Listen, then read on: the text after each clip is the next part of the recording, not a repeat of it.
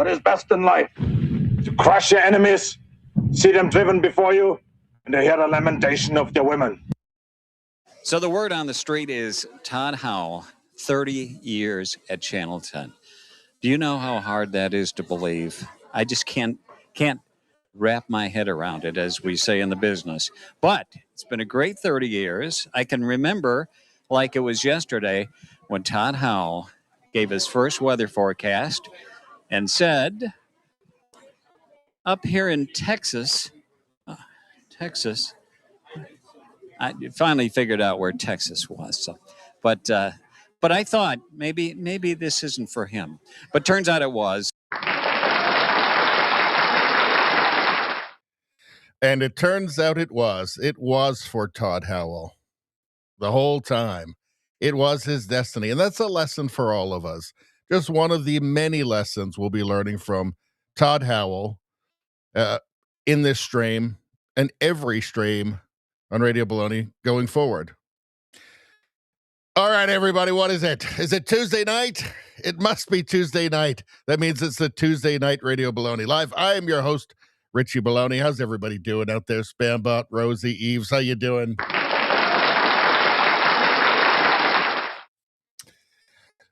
All right, what's going on? Let's go to the menu, see what stories we're going to be covering tonight. Then we're going to come back to the chat if there's anything in there. Then we're going to go through the stories in detail.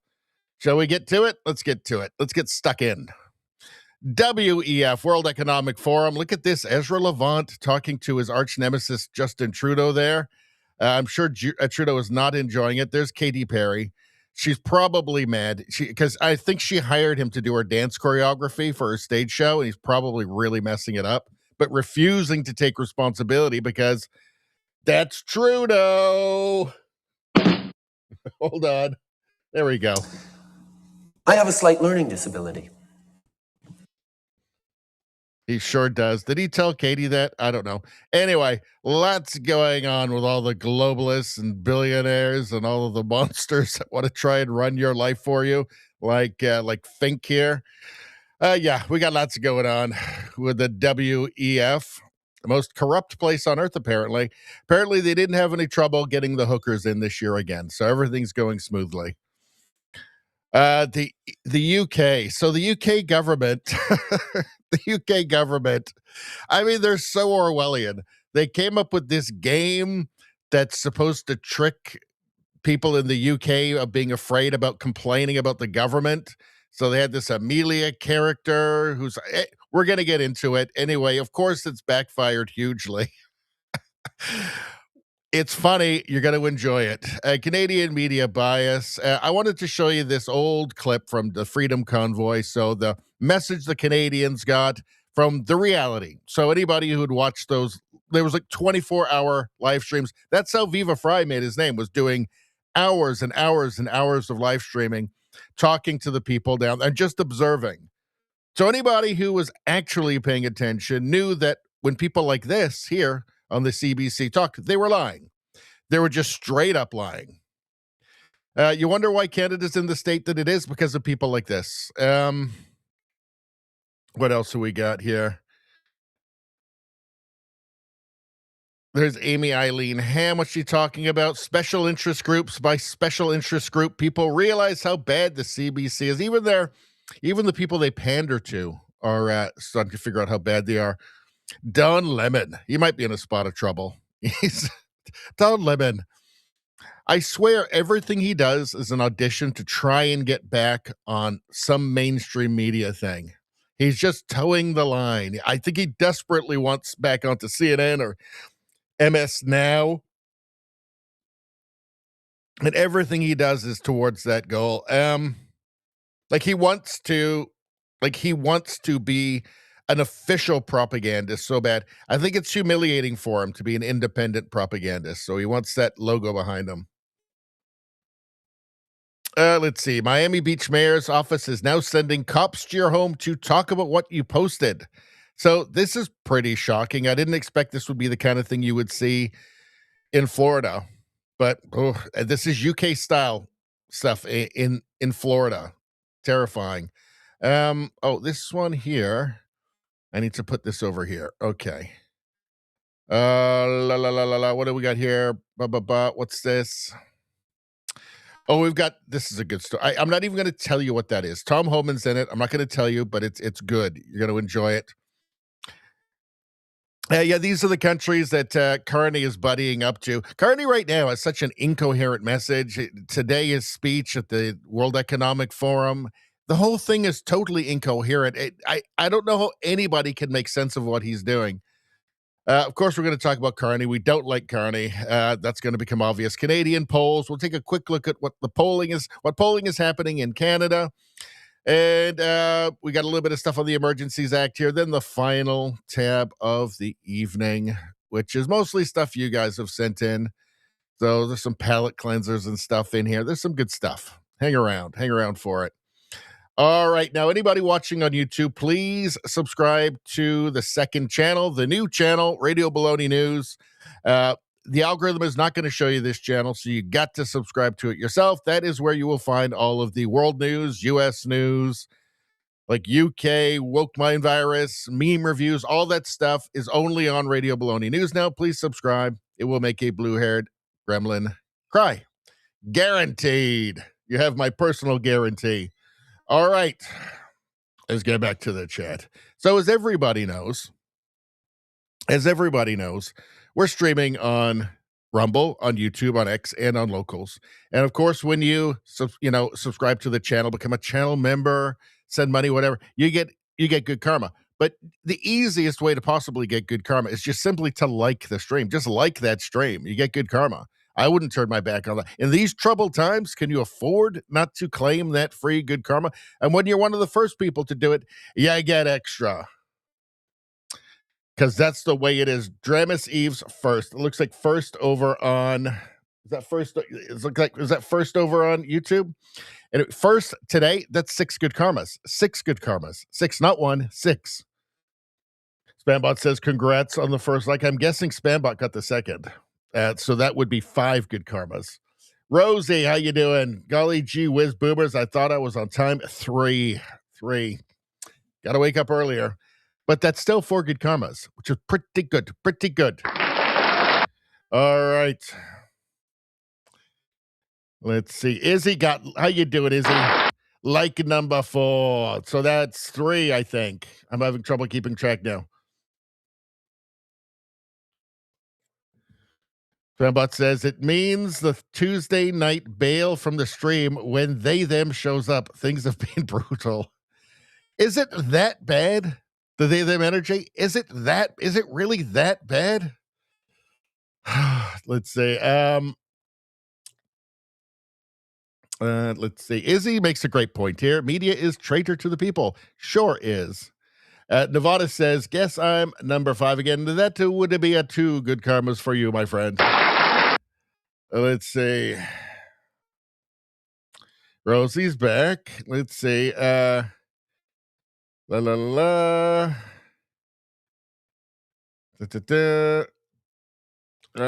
right. Spambot says it is worse than that bad. So what happened? What's going on? Well, maybe we won't. Maybe if we can all agree, maybe we won't play the them energy clip for you tonight, no matter how much we need that energy. If it's that painful, if things are that bad, man, I don't want to make things worse. All right. Well, I guess you'll let us know. I don't know. What should we do? Should we just get straight into the news? Should we get straight into the news? I don't know. I kind of feel like there's something I'm missing. Like there's some sort of lesson that I need to. Sometimes I don't have the most energy. Sometimes I even doubt myself sometimes. You know that? Sometimes I even doubt myself. I know it's hard to believe, but that can happen, And it's just a shame because where would I turn? Who would I turn to when I have these feelings? I don't know. I mean, I guess there's nothing that can be done.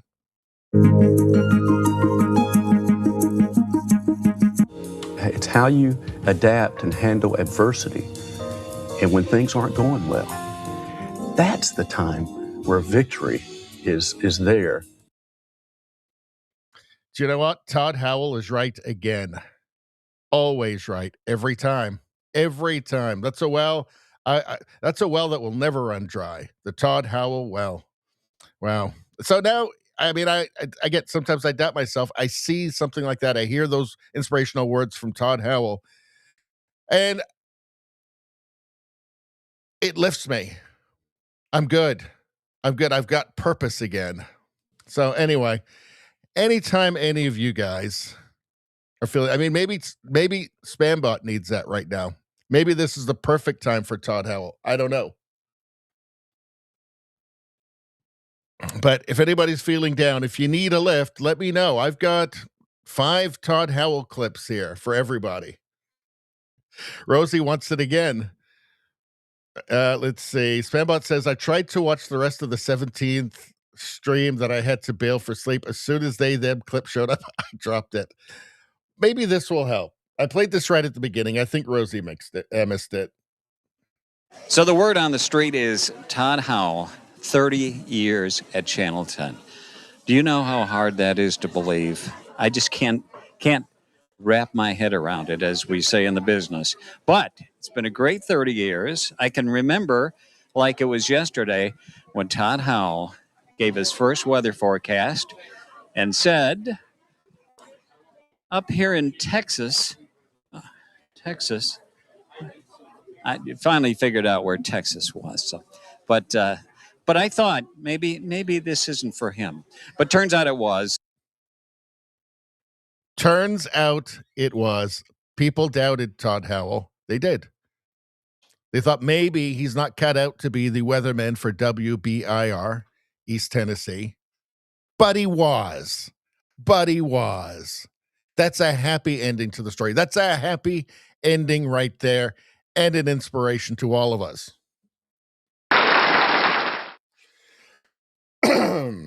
All right. Let's see. So let's get in with the news. Let's start in with the World Economic Forum, just like Todd Howell would. Or sorry, Todd Howell. That's what I said. Look at this. Rebel News posted this. So here's Ezra Levant, who caught up with Justin Trudeau, his old nemesis, Justin Trudeau, the man who just set the government dogs, the government lawyers on him over and over again. Never mind, he's at the police on him and his reporters. I mean, there's nobody in the world that hates Trudeau more than Ezra Levant, but I'm not sure that there's anybody in the world that Trudeau hates more than Ezra Levant too. So this should be interesting. Let's take a look. What do you make of the Federal Court of Appeal upholding the ruling that your martial law was illegal? They said you violated... It's good to see you, Ezra. What do you make of the Federal Court of Appeal upholding the ruling that your martial law was illegal? They said you violated... It's good to see you, Ezra. What do you make of... Well, that didn't go very well. I thought that I had a longer clip. Hold on. I might have to do my thing where I'm unorganized again. Yeah, I'm going to have to do that. Hold on. All right. Give me 1 second. Ezra Levant, Justin Trudeau, Davos.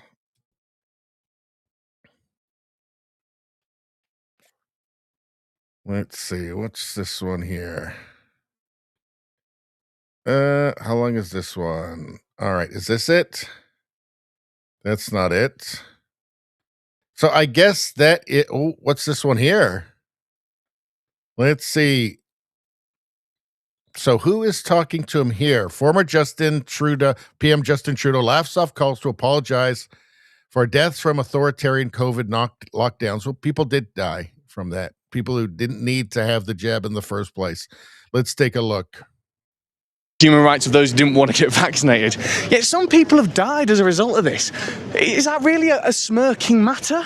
Why you push the Canada to vaccinate the Pushing people? disinformation the way you have. What is absolutely disinformation? Irresponsible. What, that people have died? To Canada to vaccinate. I'm sorry, but that's COVID vaccine. But that's not misinformation. My old cameraman's mother actually. And you pushed them into jail. My old cameraman's mother actually died after complications from the COVID vaccine. So is that misinformation? Oh, now you're laughing, Mr. Trudeau. Yeah, they're laughing. Yes, of course they're laughing. You're ants to them, right? These people are ants. That guy's aunt is an ant to them, right? An insect, bugs. Okay, they are not of the people. Justin Trudeau was never of the people. He was a scion of this political family, the great Pierre Elliott Trudeau, international celebrity playboy. Okay, he's at places, Davos. The weekend in Davos. That's where he feels most at home. I mean, these are his people, right? His billionaires. These are leftist, globalist politicians and functionaries. Could I ask you a few questions, please? No, sorry. Oh, come on! It's the spirit of dialogue is the theme of the WEF this year. Well, given that we now know that the lockdown measures in Canada were wrong, do you want to take the opportunity to at least admit that and say sorry to those who were affected? So what he's talking about here is that the use of the Emergencies Act in Canada, which was used to basically use violence against peaceful protesters to freeze people's bank accounts and the like, was ruled in court in Canada, in federal court, as unconstitutional. He shouldn't have done it. It was illegal. They appealed it, and the appeal was dismissed. There's no question now. There's no question. No, it was an illegal use of that by this guy who did it to, I think really, ultimately, he thought it would create a tough guy image for him that would make him feel cool. It's okay to get things wrong as long as, like I said to Tony Blair, it's okay to get things wrong as long as you admit as such when you get the opportunity. Like, do you not want to take that opportunity? Because not speaking kind of speaks volumes. Or I could maybe frame it. Ignore my question. Deliberate choice to not talk to you. Deliberate choice. Why not? Why don't you want to talk to a free press? Okay, how about ignore? It's because he sees himself as a king and you as a peasant. That's why, for God's sakes. I would watch more. There's more, but I can't stand to look at him or listen to the sound of his voice. It's like poison. It's like brain poison and eye poison. It's like injecting hydrochloric acid into my bone marrow. Oh, I got to turn it away. Can't do it. Give me 1 second, guys. I forgot to get my rant juice. I'll be 1 sec.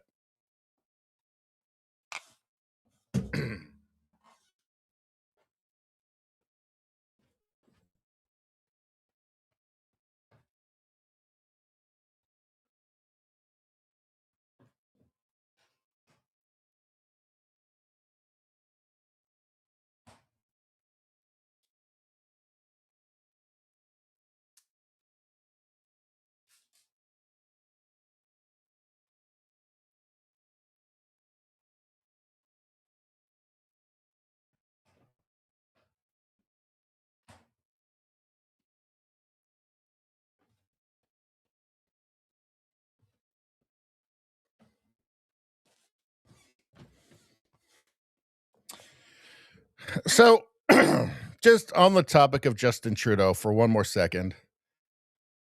At this point, there's only one man now who detests Justin Trudeau, detests him, but has not fully given up on him. A good man, a man that we could, really, I think most only ever aspire to be as good as this man.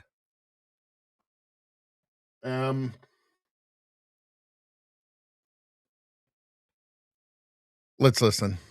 And but what gives me peace and joy is knowing. Oh, God damn it! I screwed that up. And but what gives me peace and joy is knowing that God has something special for you. He's talking about Justin Trudeau there, so he hasn't given up hope. Todd Howell hasn't given up hope. I'd try to be as good as Todd Howell, but I mean it's difficult. The man's a saint. Mark Nixon, Howard Lutnick just walked into Davos and torched the globalists. Globalism has failed. Net zero makes you subservient to China. You're entitled to have borders. This wasn't a speech. It was a controlled detonation at World Economic Forum. Warm-up speech for Trump. Well, Trump is tomorrow. So let's see. Okay. We are in Davos at the World Economic Forum. And the Trump administration and myself, we are here to make a very clear point. Globalization has failed the West and the United States of America. It's a failed policy. It is what the WEF has stood for, which is export, offshore, far shore, find the cheapest labor in the world, and the world is a better place for it. The fact is, it has left America behind. It has left the American workers behind. And what we are here to say is that America First is a different model, one that we encourage other countries to consider, which is that our workers come first. We can have policies that impact our workers. Sovereignty is your borders. You're entitled to have borders. You shouldn't offshore your medicine. You shouldn't offshore your semiconductors. You shouldn't offshore your entire industrial base and have it be hollowed out beneath you. You should not be dependent for that which is fundamental to your sovereignty on any other nation. And if you're going to be dependent on someone, it darn well better be your best allies. Okay? And so that is a different way of thinking. It is completely different than the WEF. I viewed the WEF as not a flagpole in the middle, but in fact, they are the flag. Whichever way the wind blew, so it blew. You should have solar, you should have wind. Why are you going to do solar and wind? Why would Europe agree to be net zero in 2030 when they don't make a battery? They don't make a battery. So if they go 2030, they are deciding to be subservient to China, who makes the batteries. Yeah, it's total lunacy. And it's not that long ago. Do you remember 2020 when everybody realized, oh, wait a second, like half the pharmaceuticals come from China, as well as all like the safety gear and everything, right? Gloves and masks and everything. And everyone went, oh, that's not a good idea. We should probably do something about that. And then forgot about it like 2 seconds later. I mean, it's just, this shouldn't be confusing to anybody. I mean, it's not like Trump's been talking about the same stuff forever, right? I mean, he ran, he's going to, repopulate that hollowed out industrial base in the United States. Shouldn't be confusing to anybody. So Howard Lutnick just walked into Davos and torched the globalists. Okay. I guess they have to allow him to go. They obviously have to allow Trump to go. If he wants to go and talk, they've got to let him go. They've got to let Lutnick talk. I mean, they've got to seem like somehow this isn't just some total globalist authoritarian cabal, right? But yeah, it's exactly what you'd expect. It's exactly what we expected, right, from him. Melissa posted this. Oh, snap, Mark Carney just got called out for being the epitome of a globalist at the World Economic Forum in Davos. As expected, Carney couldn't really answer the question, but we know. Well, let's take a look. President Trump and a lot of people who agree with him condemn globalism a lot. And I suspect, you would be the kind of epitome of a globalist. You worked for Goldman Sachs, I believe. You were a central banker. You're comfortable and lived in several countries. You said that you're an elitist globalist on video? Is globalism, first of all, is it a thing? And is it over?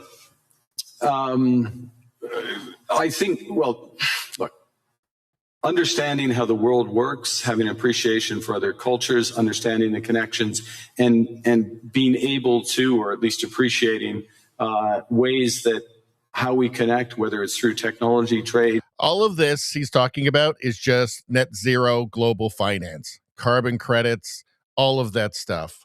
That's what he's talking about. That's who he is. He's the point man for all of that, right? He's the guy who's going to make all of the money, all of the vast amounts of money that Carney himself has talked about. He's the point man for all of this. That's what he's talking about there. President Trump and a lot. So, actually, hold on. I believe you were a central banker. You're comfortable and lived in several countries. Is globalism, first of all, is it a thing, and is it over? I think, well, look, understanding how the world works, having an appreciation for other cultures, understanding the connections, and being able to, or at least appreciating ways that how we connect, whether it's through technology, trade, and President Trump and a lot of people. All right. So, yeah, Carney's concern really is global net zero finance. That's where the money is for him. That's what he's been working on for like the last 20 years. At Davos, WEF co-chair and BlackRock CEO Larry Fink openly acknowledges that global elites have lost public trust, I wonder why, and now face an uncomfortable reality in an age of populism and deep institutional mistrust. Well, maybe the institutions shouldn't be run by lunatics who lie. It's from Wide Awake Media. Let's take a look.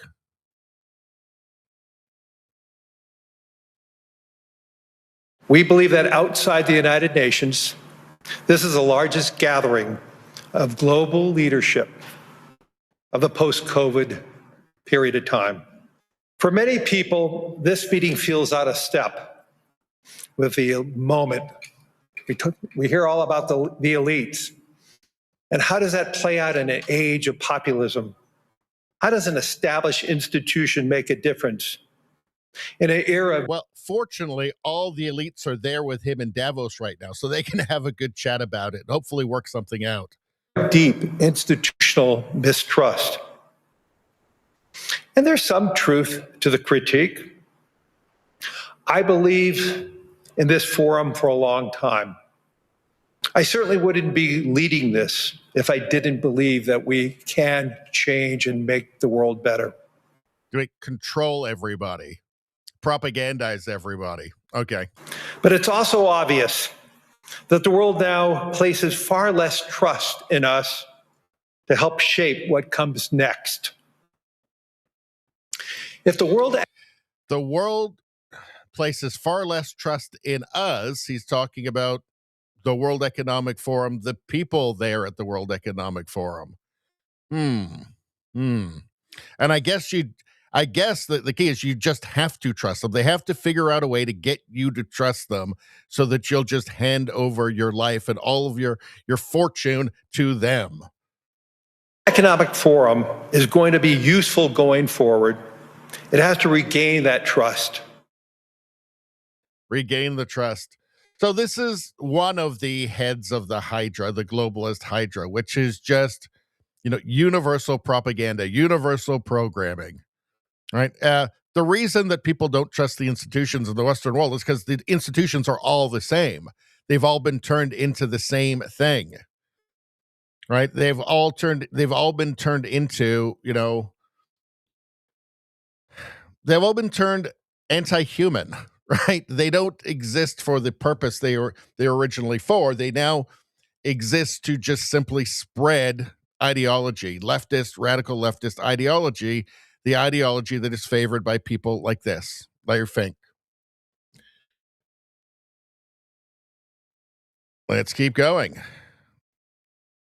Larry Fink lets the cat out of the bag at World Economic Forum Davos. Well, what's he saying here?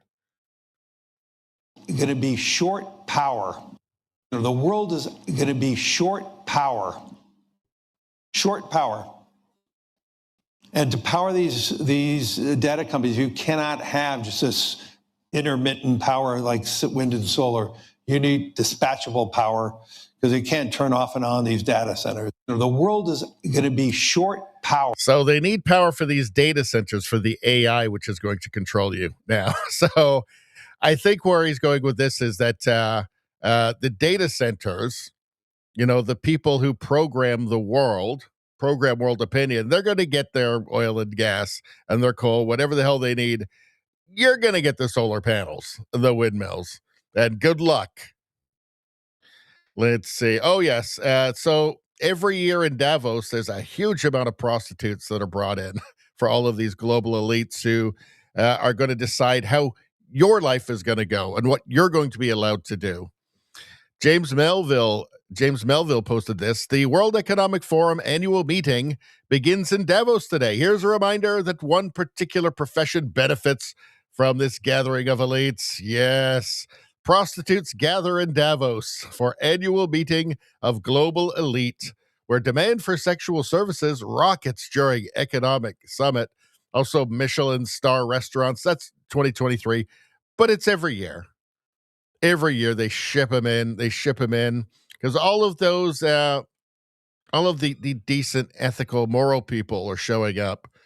The ones who are going to decide what's right for you and what's wrong for you, and who's bad and who's good, and what's evil and what's good, and what you're allowed to believe and what you're not allowed to believe, and what you're allowed to say and what you're not allowed to say, and what you're allowed to do and what you're not allowed to do. They'll decide what's immoral or not. They probably actually have a lot of good chats with the prostitutes they meet in Davos about it, you know, just to get some ideas from the people, right? Let's see. What's this? U.S. Secretary. All right, we already watched this one. Yeah, so we already watched that. So Avi Yemeni, the masters of the universe, have landed in Davos on private jets while lecturing you to eat less meat and lower your thermostat. This is what they do. If you ever been on their website, they openly talk about this stuff. All right. Ezra Levant here, along with my colleague Avi Yemeni. We're at the Altenrhein Airport. It's a small private airport in Switzerland that's the closest to the Davos World Economic Forum conference. This is not a commercial airport like Zurich or Geneva where you can get a flight from Toronto or Melbourne. This is a private jet airport. We come here every year because it's so incredible to watch the masters of the universe, that's what I call them, who fly in private jets only. And some of them fly in a jet here and then take a helicopter for the last part of the journey to Davos to tell the rest of us, reduce your carbon footprint, don't eat so much meat, turn down your thermostat in the winter.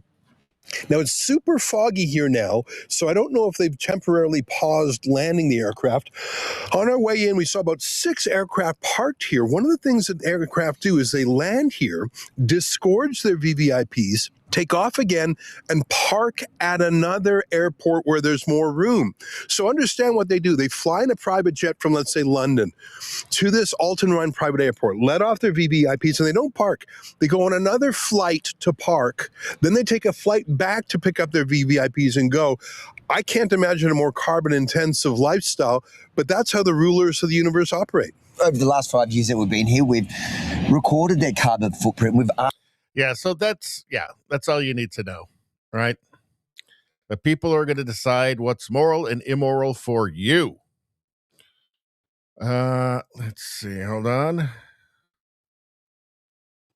Carolyn Levitt at White House press secretary. At his first Davos speech, Trump openly rejected the WEF's climate agenda as a tool for control. Now he's returning to tell them the global government dream is over. Do you stand with Trump on this matter? A, yeah, hell yeah, B, no. So he's not there yet. He'll be there it's Tuesday today. He'll be there on Wednesday. But let's take a look at this one from 2020. To embrace the possibilities of tomorrow, we must reject the perennial prophets of doom and their predictions of the apocalypse.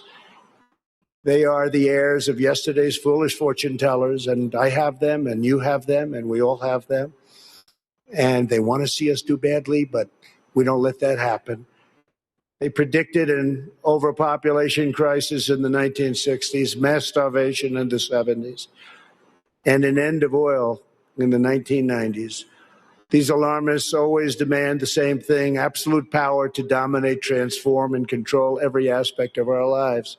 We will never let radical socialists destroy our economy, wreck our country, or eradicate our liberty. America will always be the proud, strong, and unyielding bastion of freedom. To embrace the possibilities of tomorrow. And, remember, this is, back then he was also warning NATO, and a lot of NATO leaders would have been at this, representatives of those countries. He was warning them about Russia. This is 2 years before the Russian invasion of Ukraine. He was warning them. They laughed at him. They kept laughing at him. They laughed at him in the UN. Are they still laughing? I think they're getting nervous. Let's see. All right. I think, let me just make sure. Sometimes things get mixed up in these bookmarks. Let's see.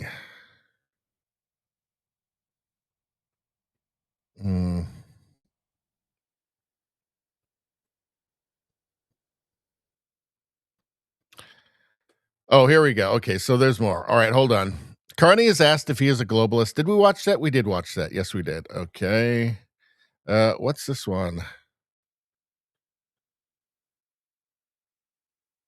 Oh, here we go. BlackRock CEO says the goal of the WEF in 2026 is to expose people to wider ranges of voices.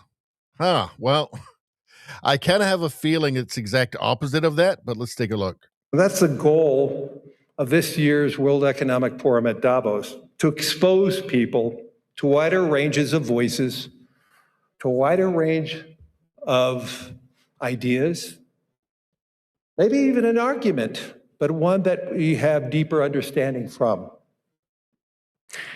And I think not all of it's going to sound as good as the one that you enjoyed at that moment, like in music.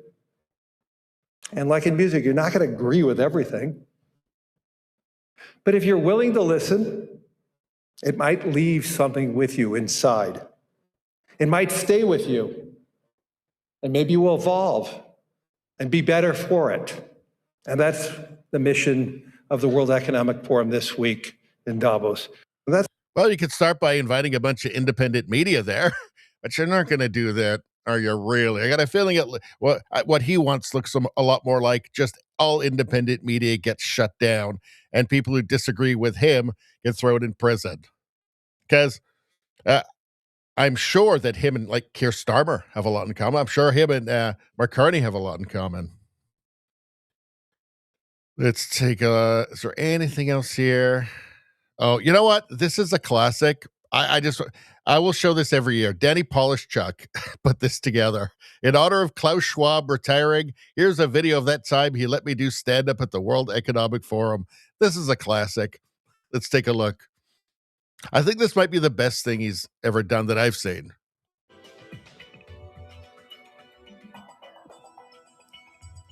Hey, what's up, everybody? My name is Danny Polishchuk, and I'm going to be your host for this evening's Crystal Awards here at the World Economic. Is that really low? Because I can't turn it up any higher. Let me see if I can find another instance of that. Hold on. Danny, how the hell do you spell his name? Polish. There you go. Okay. Chuck, WEF. Oh, WEF. All right. Hold on. It's worth it if I can find one that has a better audio. Hey, what's up, everybody? My name's... No, that one sucks. What about this one? Hey, what's up, everybody? No, that one too. Oh, well, sorry. You guys can hear it? Okay, well, let's play it then. It's good. Well, actually, I'll just go back here. All right. Forum in Davos, Switzerland. Big round of applause for everybody who came out here tonight. Oh, God damn it. Thank you, guys. Let me start back again. Hold on. Hey, what's up, everybody? My name's Danny Polishchuk, and I'm going to be your host for this evening's Crystal Awards here at the World Economic Forum in Davos, Switzerland. Big round of applause for everybody who came out here tonight. All right, that's enough applause, everybody. I will say you folks over here in Davos really know how to treat people. I was just backstage before I came out here, and the spread was incredible. I've never eaten so many different kinds of bugs in my life. Nah, just kidding. I know you guys aren't the ones who are actually eating the bugs. It's just the poor people. Speaking of poor people, where's Elon Musk at? Elon, is he here? Oh, I guess he couldn't make it today because he's too busy losing money. A lot of familiar faces in the crowd tonight. A lot of familiar faces in the crowd. Familiar, of course, to Jeffrey Epstein's pilot. I see you. Yeah, a few of you have been to Epstein's Island. Don't be bashful. Pretty much everyone here tonight flew in on a private jet, as per usual. I will say, everybody in this room probably released more gas than Klaus Schwab's stinky ass. Klaus, I see you over there, Klaus. And also, we got our man of the hour tonight, Idris Elba. Everybody, big round of applause for Idris Elba. Idris Elba, yeah, I guess because you couldn't get to be James Bond in the movies, I figured you just come and hang out with some real-life supervillains. I'm not sure if Idris Elba, if you're getting paid to be here tonight, or if your payment is Klaus Schwab just letting you see your family ever again. Speaking of Klaus Schwab, everybody, round of applause for Klaus Schwab. Without that man, there would be no World Economic Forum. Klaus, where's your fancy getup?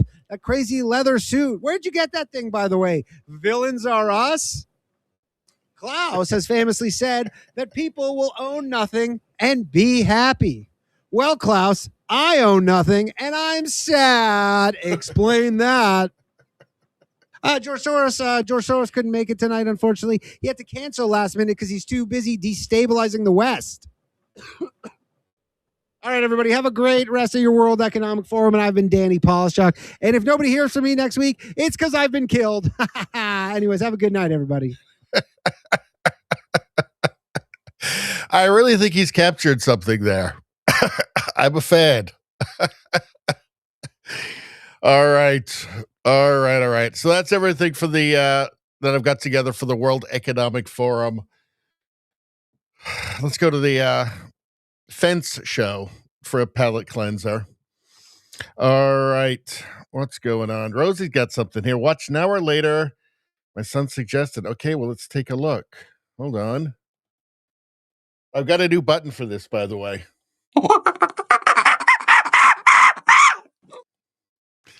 All right, 1 second. Let's take a look. Is it going to come up? Oh, no, this is Instagram. That's not going to work. All right. Sorry. I tried. You shouldn't be sending me Instagram things. That's crazy. All right. Let's see. So, what are we talking about? All right.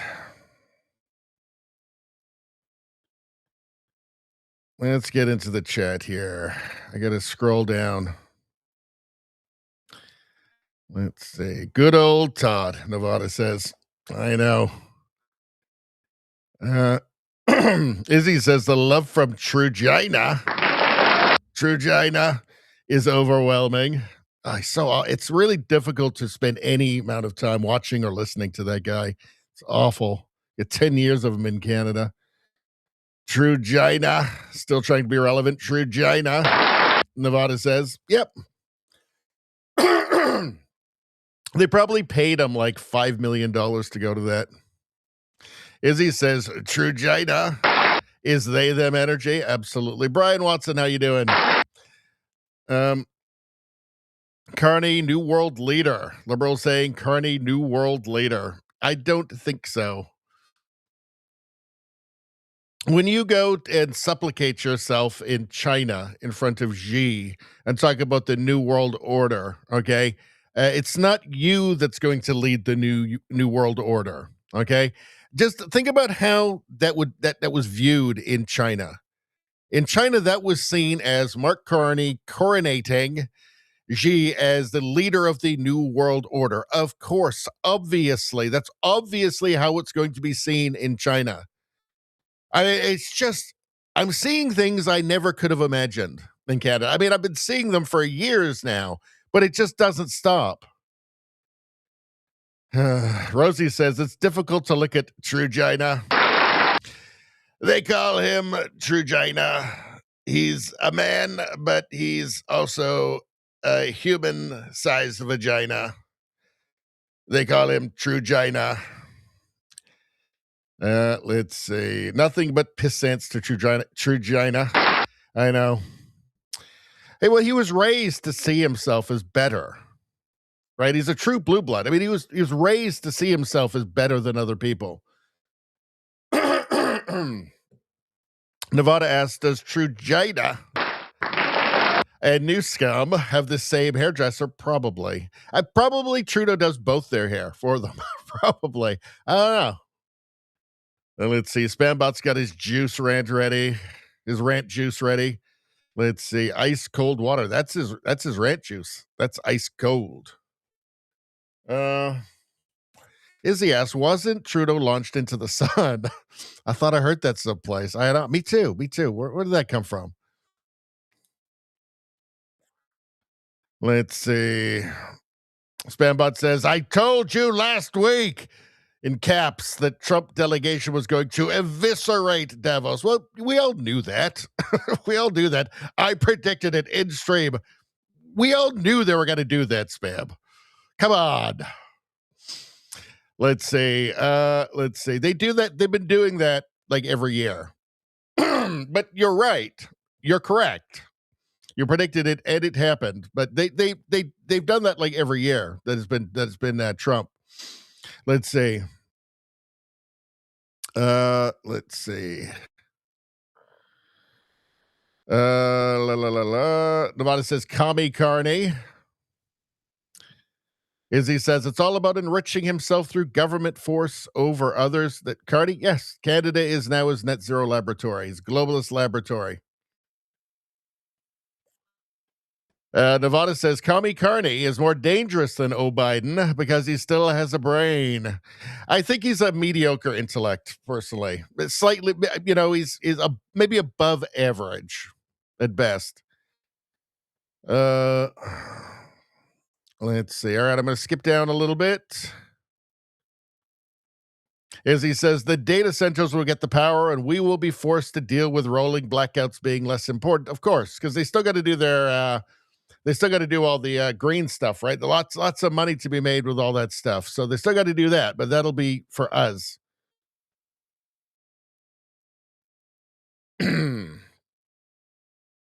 Spambot says, quote from X, I think we can all agree the most deranged white liberal woman in Minneapolis is Don Lemon.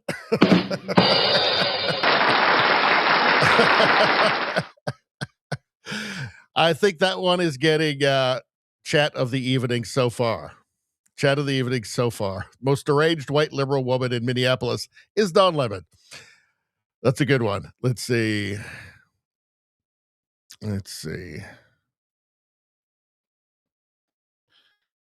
I'm just going to skip right down here.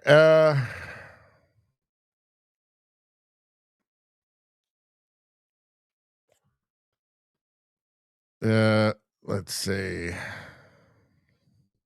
Rosie says, is this a new goat video? I don't remember seeing pink panties before. Is there? I'd never even noticed that. But I mean, I've been looking at the goats the whole time. So, I don't know.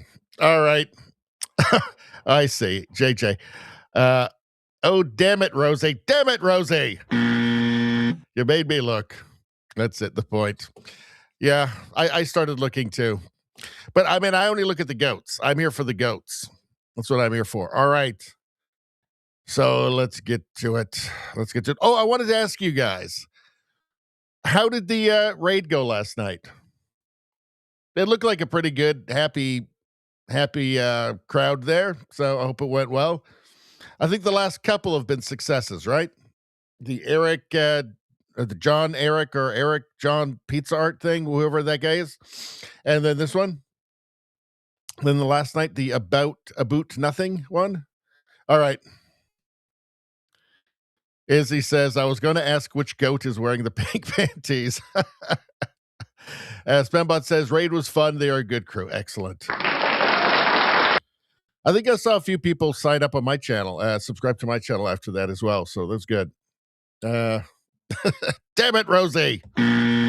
All right. So what are we talking about here? Give me 1 second.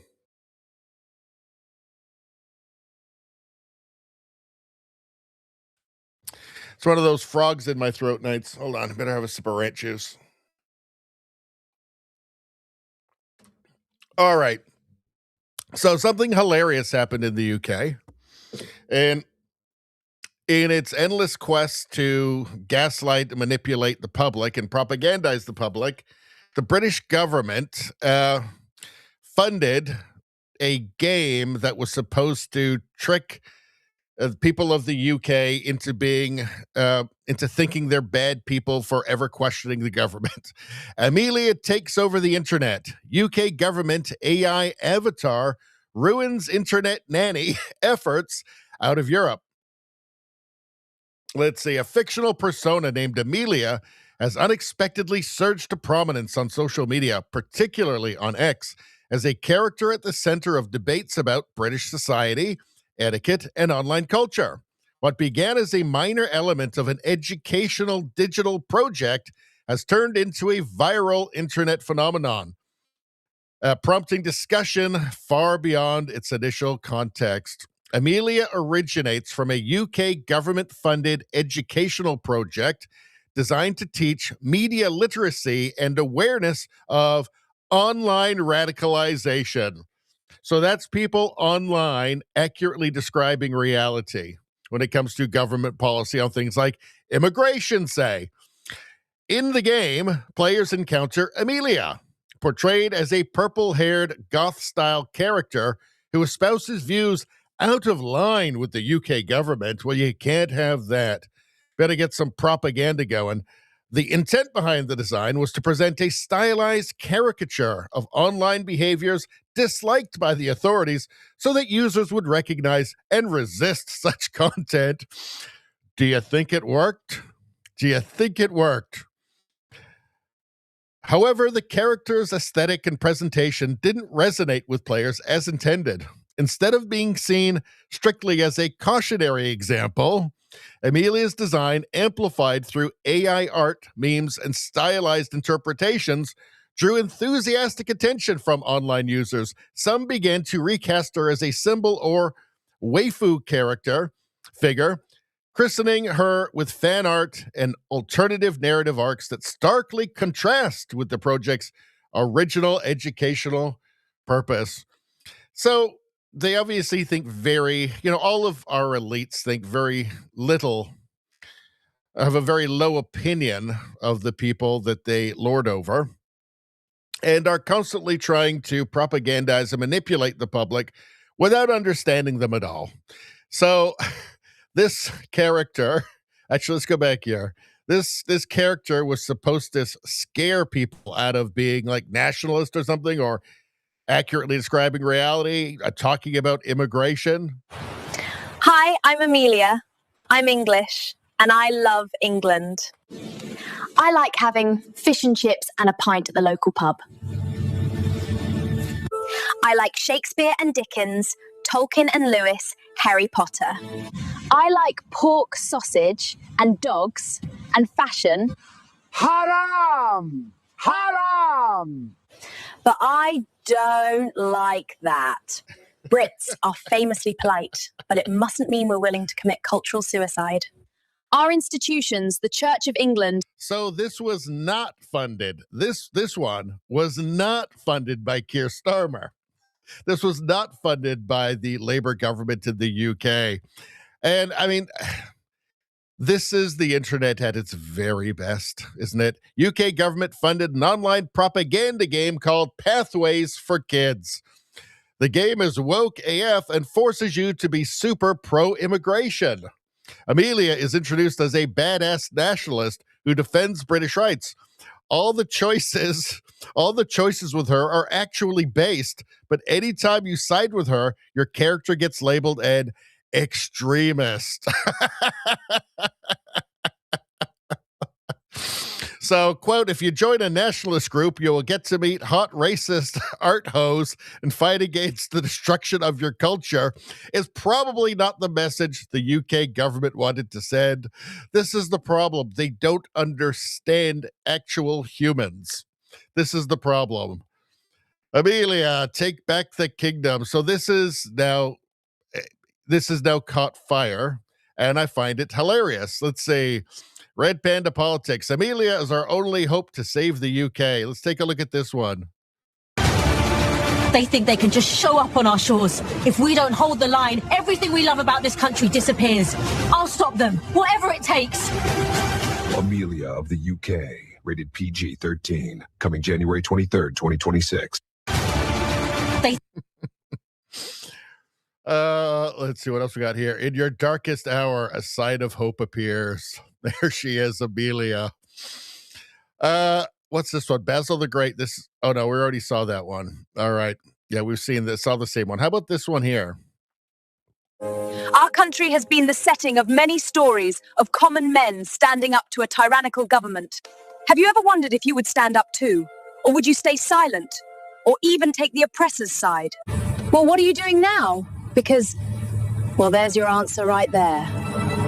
I don't mean Yankee wankers protesting law enforcement deporting illegal immigrant tax frauds.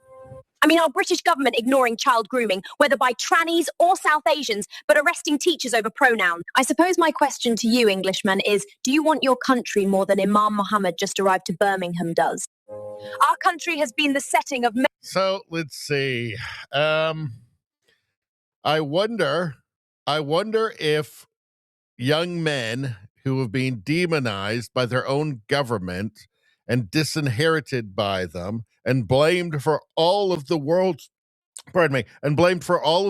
ills might take this character and use it as a symbol for their own cause. I wonder if the hot goth girl might be an appealing character. The hot nationalist goth girl is going to be appealing to them. I wonder. Hold on. I mean, the real story of this is just how disconnected from reality and disconnected from the reality of everyday people the British government is. And, you know, really it's every leftist government in the Western world. You know, it's in Canada, we're not quite there yet in terms of enough people waking up, but they're waking up. There's right now at least 40% of the country, right, that is not fooled by the current regime or the last regime. So, but yeah, the real story here is how disconnected the leadership in the UK is just from, I guess, also the bureaucracy that created this, how detached from reality they are and from what people actually think. All right, let's move on. Let's go back to the chat, actually. Hold on. Rosie says, art hose, new word is coined. I know, it's good. I like it, art hose. Rosie says, a boot nothing was fun. They were thrilled to see more Canadian people. That's awesome. Let's see. Well, I think I've got to do like 5 different raids for different channels every month. But I think the next month it resets and we could do them again next month again. So,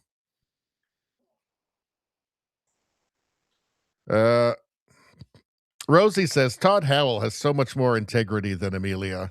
Well, what does he think about Amelia? An absolute legend. Well, you heard it from Todd Howell. Amelia is an absolute legend. So that's good enough for me. If that's what Todd Howell says, it's good enough for me. Let's see.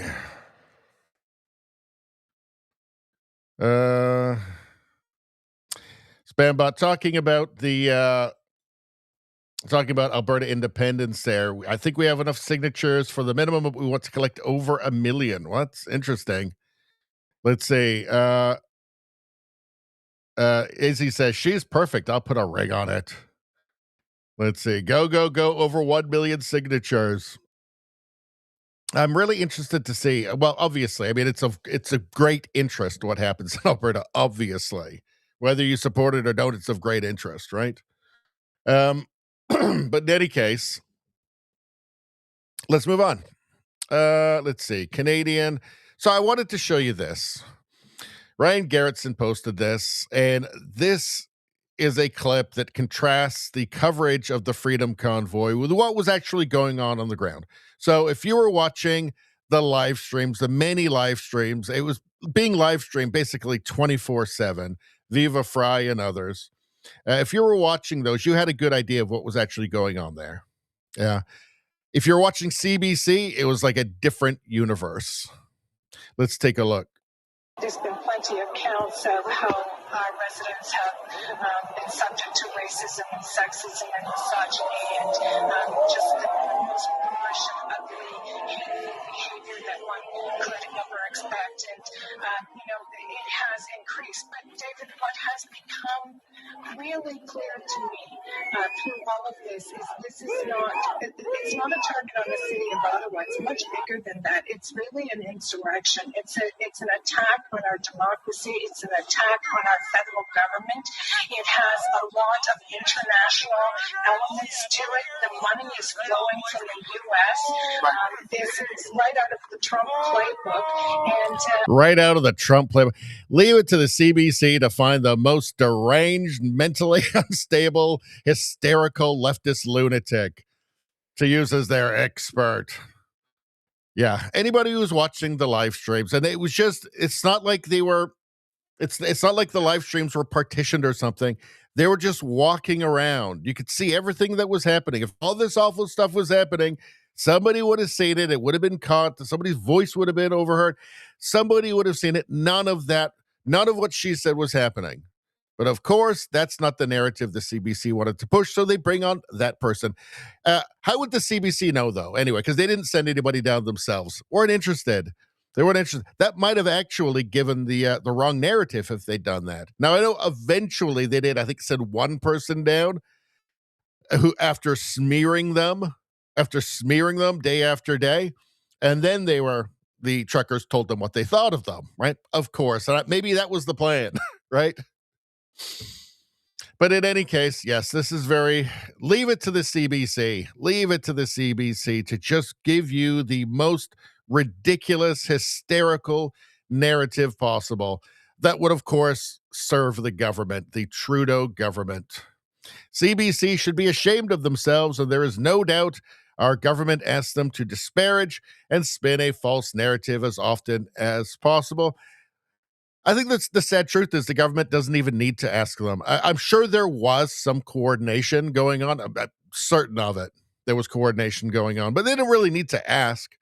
They're all liberals, right? They know who their paymaster is. No, they didn't have to. They didn't even have to ask themselves. They already know what to do, right? As an activist organization, the CBC already knew what to do. All right. And let's not forget about, it's Putin. Putin did it. And scary, shadowy, far-right figures from the United States. Don't forget about all of that either. Oh, and the arson, too. The arson. Let's not forget about that. Yeah. None of which was true. All right. Let's see. Was there anything under here? So, from Jared Yager, protesters outside the CBC building in Vancouver call out the mainstream media over their lack of coverage of the atrocities committed by the Islamic regime of Iran and the people's courageous fight for freedom. CBC, be our voice. Well, you see, this is very uncomfortable for the CBC, right? Because in Iran, they're trying to throw off an Islamic. In Iran, they're trying to throw off an Islamic theocracy. And Mark Carney's already told them that Muslim values are Canadian values, so it must be good. And those protesters must be bad, but they're also not white, so that's a problem. I think there's a lot of cognitive dissonance going on. They're not quite sure where to go. They don't want to do anything politically incorrect. I mean, at least not, amongst their pals in their bubble. So the whole thing is, I don't know, maybe we should just kind of just give this one a pass, because I don't know. What would Mark say? What would Mark do? Somebody get in touch with the Prime Minister's office.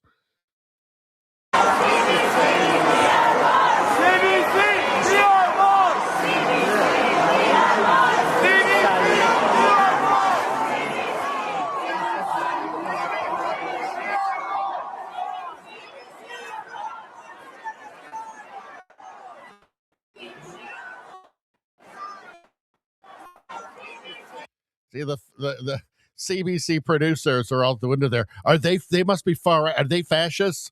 They must be far right, but then they don't. Well, this is confusing. I mean, they're not waving Canadian flags. They're waving foreign flags, so they must not be fascists. It's very confusing for them. What to do? All right, give me 1 second, you guys. Hold on.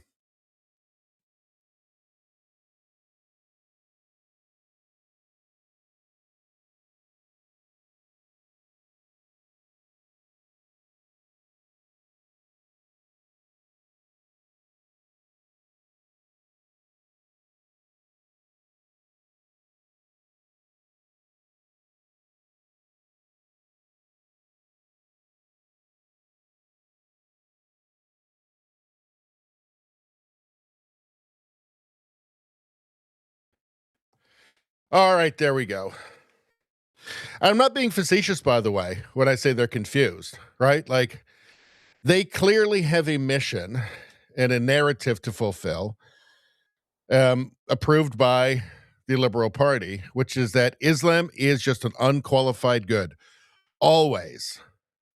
Always. And then having an instance where it may not be good, where throwing off an Islamic tyranny, a theocracy, throwing that off is good. Well, now this is a problem because Islam is always supposed to be good, unquestioningly so.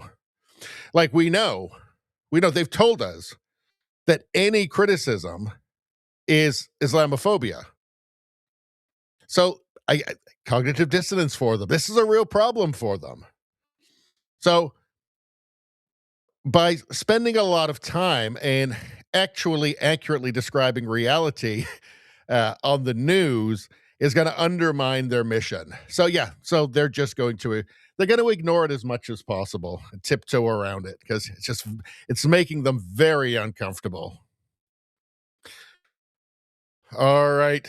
Amy Eileen Ham says, special interest group by special interest group, people realize how bad the CBC is. You don't trust a proven liar some of the time. You never trust them again. Well, I certainly don't. And hopefully these people won't either. All right. And do we have anything else here?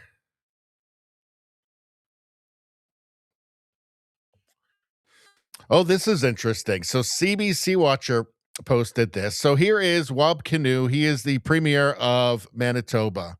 And this CBC reporter apparently is attacking him when Wab Kinew says, we're not going to be participating with the federal government's gun buyback program, We're not going to be participating with the federal government's gun buyback program, which is really just a gun seizure program, because if you don't give them the guns, they will handcuff you on your front lawn and arrest you and charge you with a crime. So let's take a look. I understand your affinity for hunters, but why be not okay with a buyback for assault rifles? What are assault rifles used for other than collecting? We're not going to be participating with the federal government. Please define assault rifle. Assault rifle for the Liberals is just any rifle, right? And it's just they keep increasing the number of rifles that they're calling assault rifles. So it may not be an assault rifle today, but it's assault rifle tomorrow. Government's gun buyback program. They've done some back and forth with our justice officials. We just for a number of reasons that I think our Minister of Justice has spoken about, we're not really going to play ball with him on But that. assault rifles, really? Like assault rifles? These aren't rifles. These aren't hunting weapons. This isn't something to take a coyote out of your field. This is they've classified hunting rifles as assault rifles. Just anything. They have like a quota of guns they need to get rid of. They need to keep classifying new ones as assault rifles, and they just keep doing it. This is an assault rifle. Why?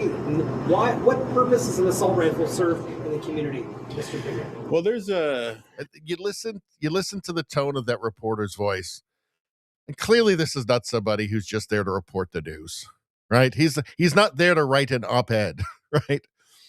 He's just there to report the news. And you listen to the tone of his voice. He's very emotional. This is something that you didn't used to see in Canadian reporting. Now it's normal. Now they all sound unhinged. They all sound like they're about to have a tizzy, like they're going to need to talk to HR. Philosophical argument that all of us can have, or a debate rather, about firearms and gun control and stuff like that. But we also have to look at what this is. It's a federal government program that doesn't appear to be very efficient, doesn't appear to be well run. And so for us looking at that, why would we want to take on that whole headache? I think, again, you're free to have your views about firearms and the legislation that we should have. But it's just our view that looking at this is not a good program to get involved with. I ask it that way because you couch this in the statements. Your government couched this yesterday in the statements. So, and he's a lefty too. He's NDP. So he's a lefty too. But he's, Manitoba NDP, which is maybe not quite the same as like, downtown Toronto or Ottawa lefty. Let's see. Lee Humphrey posted that. So he says, "Dear CBC News, there is no weapon in the entire arsenal of the Canadian Air Forces that has the word assault in its name. There have been no mass shootings in Canada using an automatic weapon. There has been one murder committed back in the 70s by a Hells Angel who murdered a member of the Montreal Mafia using an illegally obtained U.S. military fully automatic M16. Assault style or assault rifle is an entirely made-up term meant to scare people into believing that these firearms are more dangerous and therefore completely unnecessary to be in anyone's hands. The deadliness of a firearm has nothing to do with its physical appearance, no matter what label you apply." So as the Trudeau government started making rifles illegal, people were getting rid of their old rifles and buying the new ones that were still okay. And then finding out a year later, now that one has been banned. They have no idea what they're doing. It's all just for show. It's all publicity. It's for their smooth-brained voters who don't really care. They just hear something that sounds progressive and they're just like, great, that's what I voted for. Nevada says, "I own several assault hammers."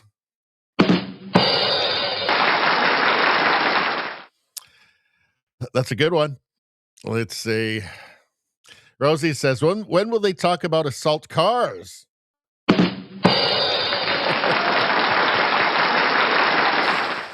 Well, they can only be assault cars when it's not a lefty ramming a federal officer with one.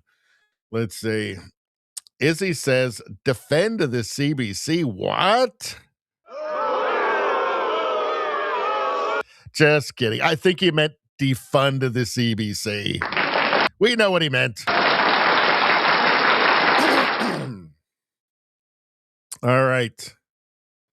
Izzy's got an assault nail gun.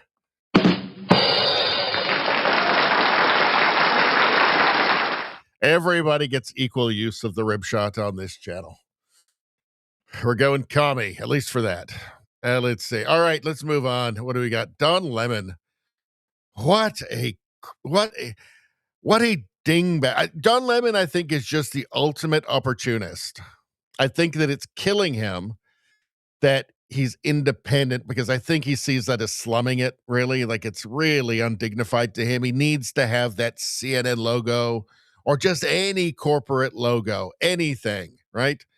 I think it's deeply embarrassing for him to have to slum it on YouTube, with a podcast. Ooh. So I think he's working as hard as he can to try and convince the elites that he deserves a job with a logo behind him again, a corporate logo behind him again.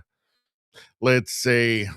So actually, hold on. Let's take a look at what happened here. Then we're going to get to the possible trouble that Don Lemon might be in with this FACE Act, or the KKK Act, it's called.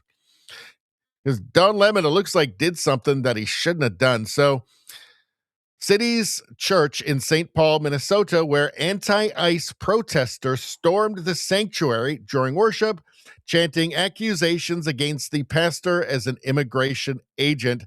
This is a communist revolution. Well, it's very Bolshevik, neo-Bolshevik. Of course, the Bolsheviks were brutal towards Christians, churches, priests. And I have no doubt that if these people really gain power, they will be again. Let's take a look. The Lord stays in your house. The training you want to get your house in order. That is correct.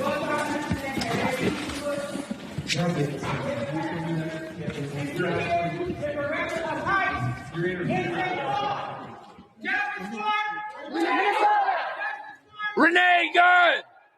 Renee Good! Renee Good! Renee Good! Renee Good! Don't shoot! Don't shoot! Don't shoot! Don't shoot! Don't shoot! Don't shoot! The whole hands up, don't shoot thing is fake. That was never real. And they're shouting Renee Good. So I guess they think that ramming a federal agent with your car is next to godliness. I guess. These people are lunatics. They're all Marxists, guaranteed all Marxists. It's never the issue. It's always the revolution. This also, by the way, what they're doing is illegal. So in 1994, there was a law passed that made what they're doing there illegal.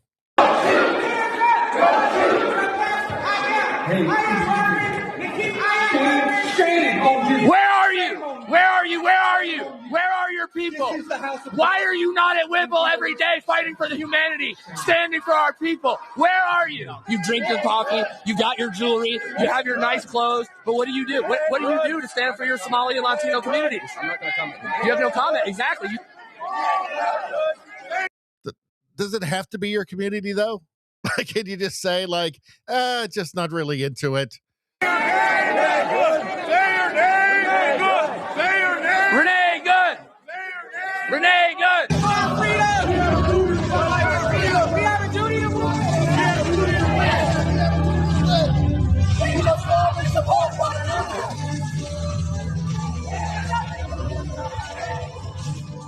All these comfortable white people who are living lavish, comfortable lives while children are dragged into concentration camps. You're living real life, nice lives with your lattes, doing absolutely nothing for your Latino and Somali brothers and sisters. You come here to a man wearing a suit as a preacher. Did Jesus wear a suit? Did Jesus profit off the words? No. Jesus would dine with immigrants. You do not touch me. Touch me again and see what happens. Hey, you can't. You are a fake Christian. Why are you not standing with your Somali and Latino communities? Why do I not see you out at Whipple every day protesting? Well, they're not Christians, for one thing, right? The Somalis are not Christians anyway, right? Yeah, so I guess just no law. Just no law because of this guy. No law, no borders, no nothing. I guess he makes quite a case, huh? That's an airtight case he makes. You're just not allowed to have laws because he doesn't like it. This attack on humanity. Where are you? You're sinners. You're pretending to be Christians, but we know you live an easy life, don't you? All right, enough of that. This is all actually illegal. Let's take a look here. The FACE Act, 1994. Freedom of access to clinic entrances. So the FACE Act was to make it illegal to block abortion clinics, that sort of thing. But then they added in places of worship as well. So this is the part that gets them into trouble. Intentionally injuring, intimidating, or interfering with, or attempting to injure, intimidate. That looked pretty intimidating to me. Or interfere, a lot of interference going on. Any person by force, threat of force, or physical obstruction exercising or seeking to exercise the First Amendment right of religious freedom at a place of religious worship. So, yeah, they did that. So I see in the chat here saying these people need to see some jail time. Well, I mean, according to the law, yes, the law agrees with you that they should. Look at this. What's this? Colin Rugg posted this. Completely unhinged liberal lunatic starts screaming at Christians trying to worship at a church in Minnesota.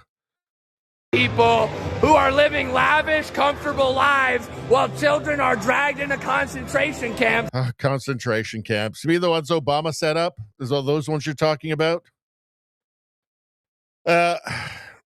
New Don Lemon loses it after a much smarter man shuts down his gaslighting attempts at the Minnesota church that was stormed by far-left agitators. So Don Lemon is in peril here too, but we'll get to that. Hold on.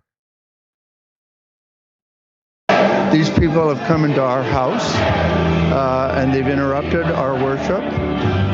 This is a house of peace, and we try to proclaim that. And this stirs division and rancor.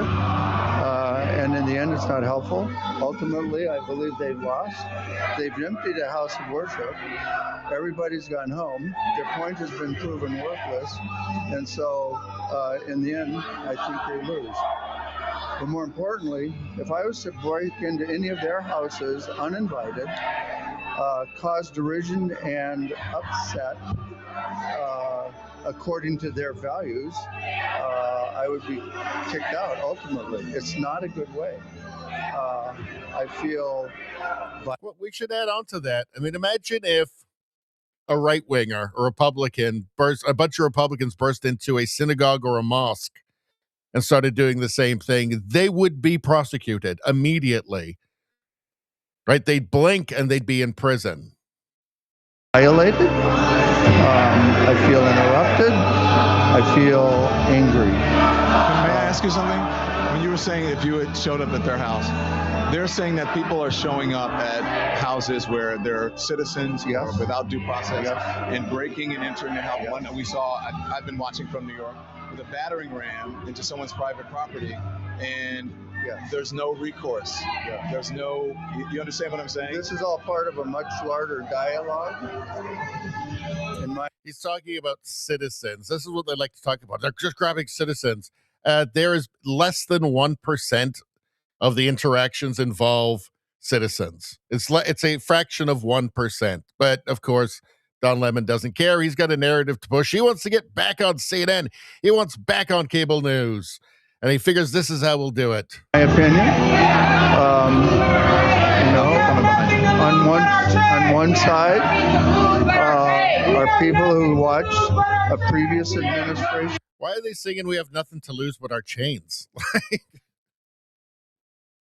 These people are crazy. They just jump from thing to thing, right? It's never the issue. It's always the revolution. Can bring 12 million people in over the course of 4 years, and many of them undocumented, many of them criminals, etc. This is another administration's corrective. Now, whether you agree with the policies or procedures, I think I could actually be sympathetic to some of the things where there have been challenges to fashion and decency. At the same time, these are what are called targeted interventions by ICE to keep the American people safe. If I respectfully may interject here, I've been out reporting on a lot of these, and they're not targeted. There are no warrants signed by a judge. Let me finish. And they're American citizens, many of them. Most of the people that they detain don't have criminal. Again, it is a fraction of a percent. A fraction of a percent. And you're dealing with hundreds of thousands of people. Of course that's going to happen. It doesn't mean that you just have no rules because of that. Nothing is completely error-free. Convictions or criminal records. I'm not going to get into the weeds. But you should know that, though. Don't you think that's part of it? Yes, and I could also show you many opposing sides where we're also picking up the very criminals that have put Americans in danger. And I'm not saying it's pretty. I'm not saying it's not messy. I'm not saying it couldn't be better. I'm saying this is a part of a much larger dialogue in which one administration caused a great deal of chaos and havoc and danger for American citizens, and another is trying to correct that. Do you believe that? Why? Honestly, Okay. let me talk to you Listen, just on the you're not facts. a journalist. Yes, I am. I want to give you the facts. No.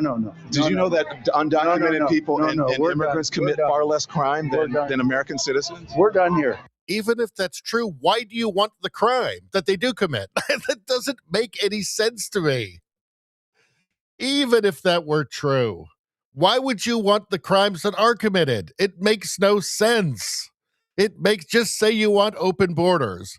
If that's what I mean, I don't think Don Lemon actually has any principles or believes in anything, but if that's the argument, just say, well, I just want open borders. So that's really what it's about. So nothing else really matters. I just want open borders for some insane reason because I'm a communist or something. Holy crap. So, I mean, just watch this. Tommy Robinson posted this. The world watched Parasite, Don Lemon, lead a mob into a church on Sunday, horrifying families. His response today, they're entitled white supremacists. Oh, really? Well, again, he might be in a bit of trouble because this is something he knew was going to happen, and he went in, and it's actually illegal. But first, let's watch this. And there's a certain degree of entitlement. I think people who are, in the religious groups like that, it's not the type of Christianity that I practice, but I think that they're entitled. And that's if he knows anything about these people or the kind of Christianity they practice. That entitlement comes from a supremacy, a white supremacy. And they think that this country was built for them, that it is a Christian country, when actually we left England because we wanted religious freedom. It's religious freedom. Well, it is a Christian country. It's certainly a culturally Christian country. Most of the people in the country, Christianity is by far the majority religion in the United States. But only if you're a Christian and only if you're a white male, pretty much. And so, yeah, I absolutely 100%. But it's only if you're white supremacy, only if you're white male. It's got nothing else. Somebody needs to tell him the spell is broken. All right. I guess it works. I guess this is just a way now that they identify each other. This is just their code to let each other know they're on the same side.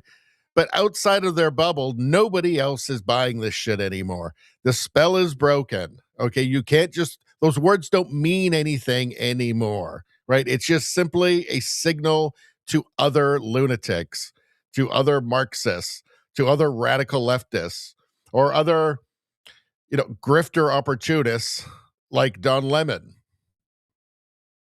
Let's take a look here. Don Lemon tried lecturing a pastor on the First Amendment after a mob of far-left activists stormed a church in Minneapolis.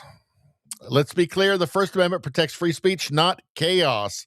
Churches are private property, and worship isn't a protest zone. Well, also, there's that FACE Act that makes it actually illegal. What do you think of this? I mean, this is unacceptable. It's shameful. It's shameful to interrupt a public gathering of Christians in worship. But there were folks who will say, I have to take care of my flock. Okay, but listen, we live there's a constitution in the First Amendment to freedom of speech and freedom to assemble and protest. We're here to worship. We're here to worship Jesus because that's the hope of these cities. That's the hope of the world is Jesus Christ. I want to be very respectful. Please don't push me, though.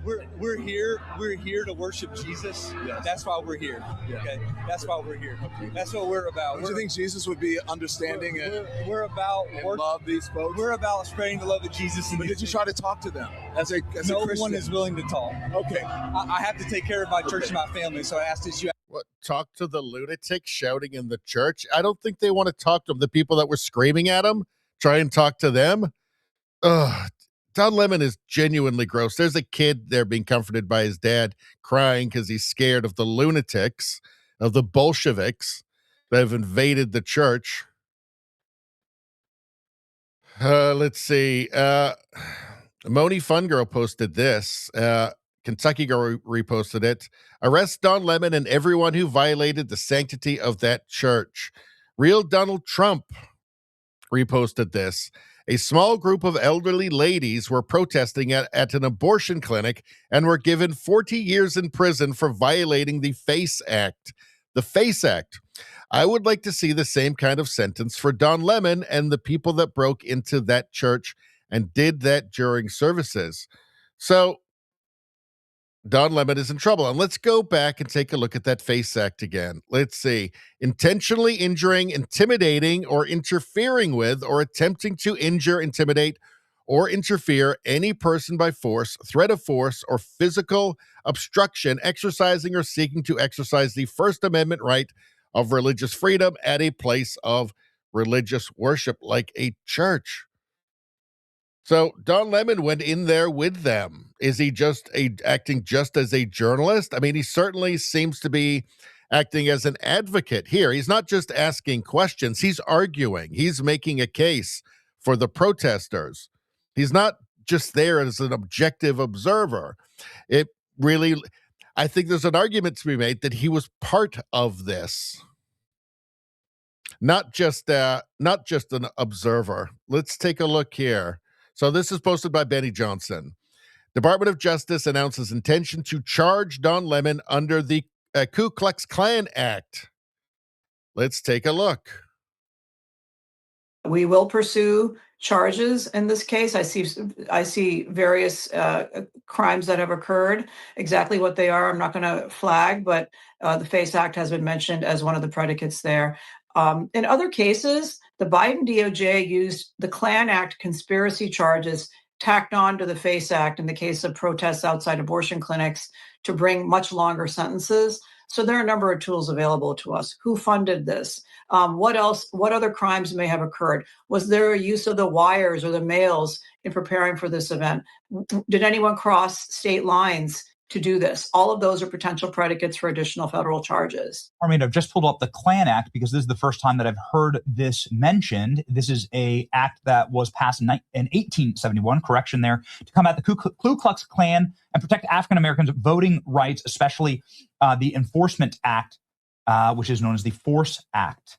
So here's some of the information on screen. Would you mind breaking down for us, because we have just read the FACE Act and how this is an affinity to the FACE Act, an obvious and egregious demonstrable violation of the FACE Act, because they were entering a place of worship, harassing and threatening. We just played a video of a bearded man, who was threatening to attack the Christians that were worshiping there. So it seems like an obvious FACE Act violation. But the Klan Act here, it is on screen. First time I've heard it mentioned. Can you unpack this for us, Carney? Yeah, the Klan Act is one of the most important federal civil rights statutes, and it goes back to the time when President Lincoln emancipated the slaves, and yet the southern states, Dixiecrats mainly, were refusing to give them equal rights. And in fact, that you had sheriffs and you had law enforcement harassing the newly freed slaves. So the Klan Act is a law that makes it illegal to terrorize citizens, to violate their civil rights, to get together and conspire to violate the civil rights. It is often used against law enforcement, but is now used against others as well. So whenever anyone conspires to violate the protected civil rights of American citizens, the Klan Act can be used to bring a conspiracy charge. Okay, so let me get this straight. Don Lemon, the gay black man, gay leftist, radical leftist black man, can be charged under the KKK Act. That is beautiful. That is just poetic irony or something. I mean, that's lovely, isn't it? I find that hilarious. And yeah, Don Lemon is just a bad person, obviously. So, I mean, I'm certainly not going to shed any tears. It seems like now, with him, the question is, was he acting as a journalist or not? I don't think so. I think he was a participant. I mean, he's not going in there objectively just asking questions and observing and reporting what's happening. He's a part of it. He's arguing with them, right? He's letting it known that he is one with the ideology of the lunatics who broke in there. He's on their side. He's one of them. I think that's going to be a problem for Don Lemon, but who knows? In any case, crazy. It just, there's so many things that I know that there was, in terms of violence, bombings, all of that stuff in the 60s and the 70s, there was actually way more. But the local governments weren't on their side. So you didn't have states, you didn't have governors that were like pro-terrorist. Right? You didn't have any media figures, like mainstream media figures that were pro-terrorists or Bolshevik, right? Like violent protesters that were pro-violent protests. They want now that exists, which makes it a much more dangerous situation. And I guess let's get to the chat. Let's see.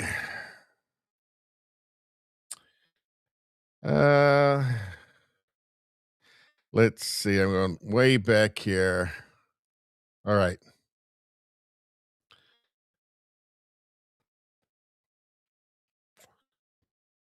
Spambot says Don Lemon is the most liberal white woman in Minnesota. Remember? Yep, he is. X said so. Izzy says Lemon Squeeze is going to jail. Well, not many. The Trump administration, Republicans don't seem to be good at actually doing what the Democrats are very good at. It's no mystery what they're going to do if they get back in power again. There's no mystery. They're going to keep doing and then ramp up what they were already doing in the Biden administration. And actually, what the permanent bureaucracy and deep state was doing during Trump's first term. That's all just going to get ramped up. There's no mystery. So, I mean, why is it so difficult for them to actually take action on any of this stuff, any of these lunatics? Let's see. Izzy says they don't care. All their causes are based on lies and they know it. I think Lemon, I'm not a mind reader, but he feels like just a grifter, like just a true opportunist to me.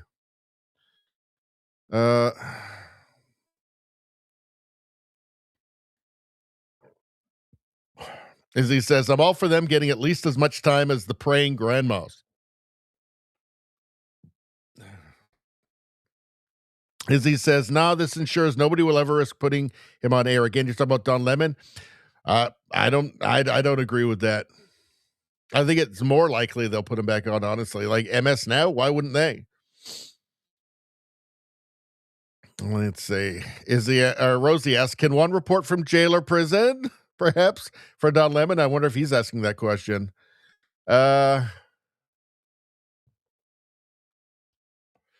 Canucks Six Stringer, how you doing?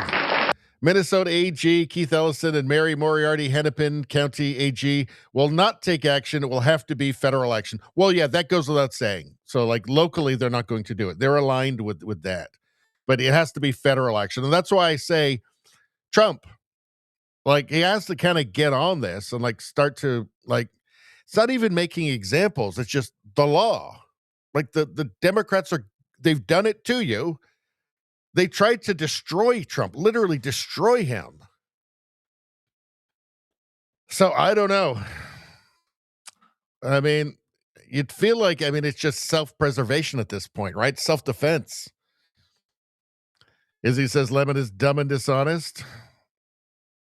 Radio streamer, how you doing? Let's see. All right, I'm going to skip down a little bit.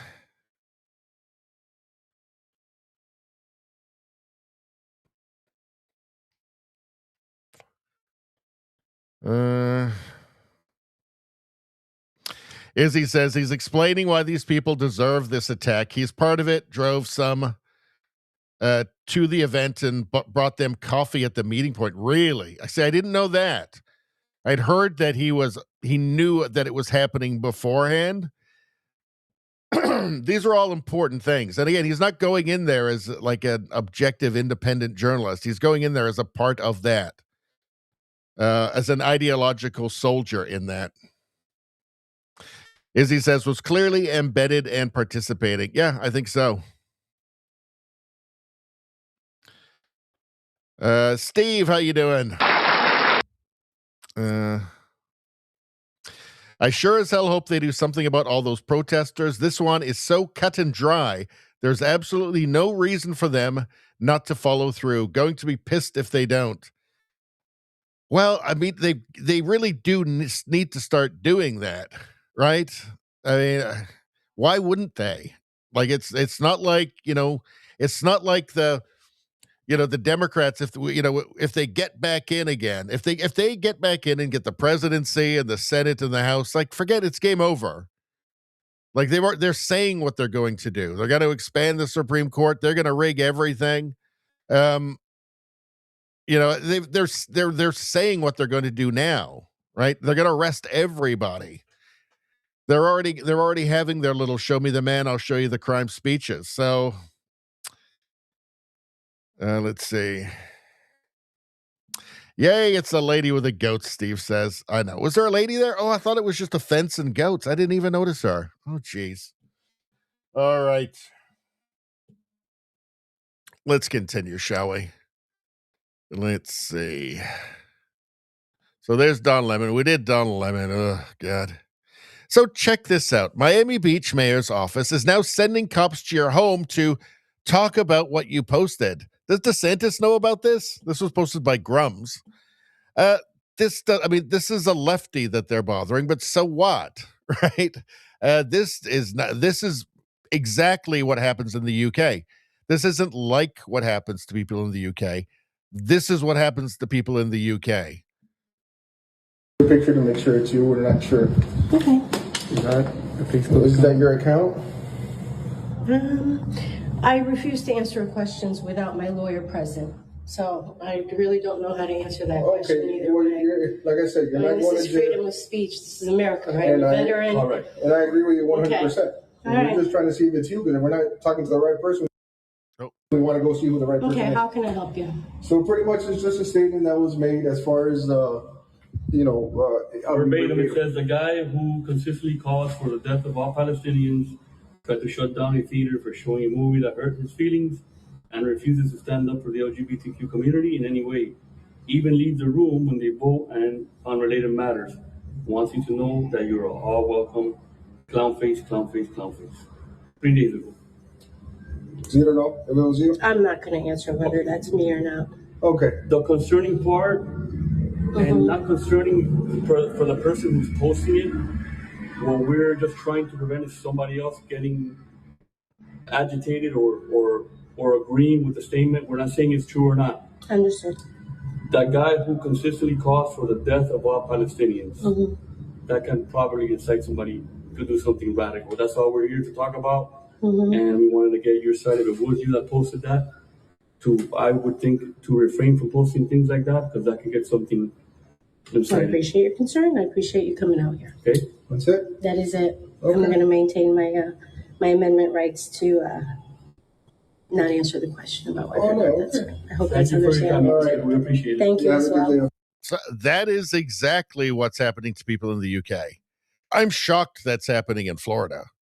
I mean, that's in Miami. That's in Miami. I'm shocked that's happening there. That is unbelievable. Like, they got to put a stop to that, like, immediately. Does DeSantis know about this? Yikes. What do we got here? I meme, therefore I am. Breaking Antifa agitator attacked 2 conservative independent journalists on a Philly bus, pepper spraying them, punching them, and trying to grab their phone. So I don't know if she's been identified yet, but these, like, people, you talk shit about black people, you talk shit about Mexicans, and you post it on the internet. Do you know what? I almost hope that we end up getting like the apocalypse or like the collapse of civilization. So these little witches like this, okay, can find out they can be reset back to factory mode immediately, right? When they discover that they're not tough, right? They are just at the mercy of people's restraint. And that's it. I mean, and she knows it, or else she wouldn't do this, right? Which makes it even worse. Come here. What am I? Oh, he doesn't want to be on camera now. Why not? Whoa, whoa, whoa, whoa, whoa, whoa, whoa. I'll record. All right. Good. Why do you do that? Why did you do that? I mean, you're so good. What am I? Oh, are you still gonna film me?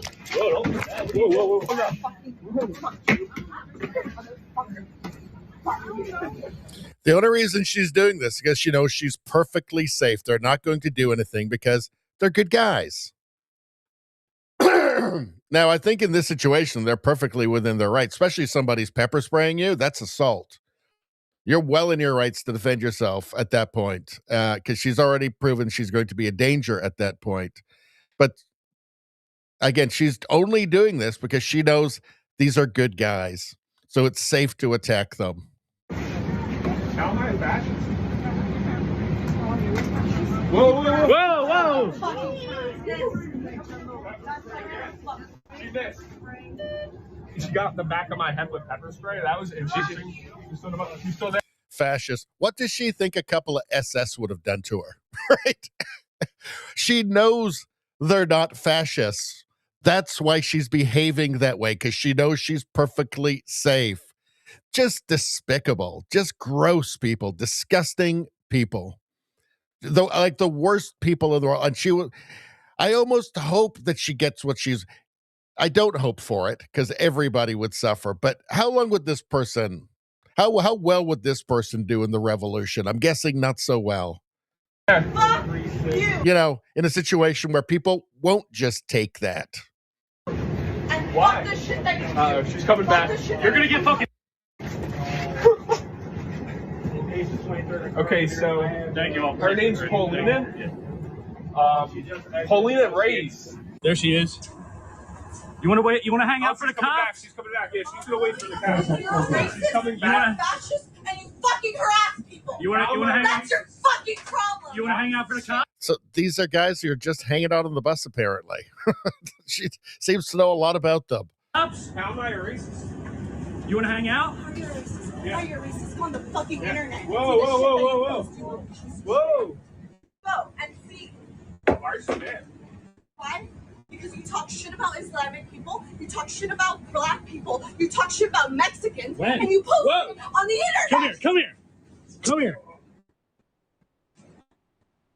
Right here. Somebody get that woman some cross-sex hormones already. She's crabby. Good Lord. Awful people. These are awful, awful people. These are awful people. These are the people when I say that they're not trying to fit their ideology into the world. They're trying to fit the world into their ideology, and they are delighted to break the world in the process and everybody in it. Just awful, intolerable people. Like really just scum. Really, I mean, just awful. How do you coexist with that?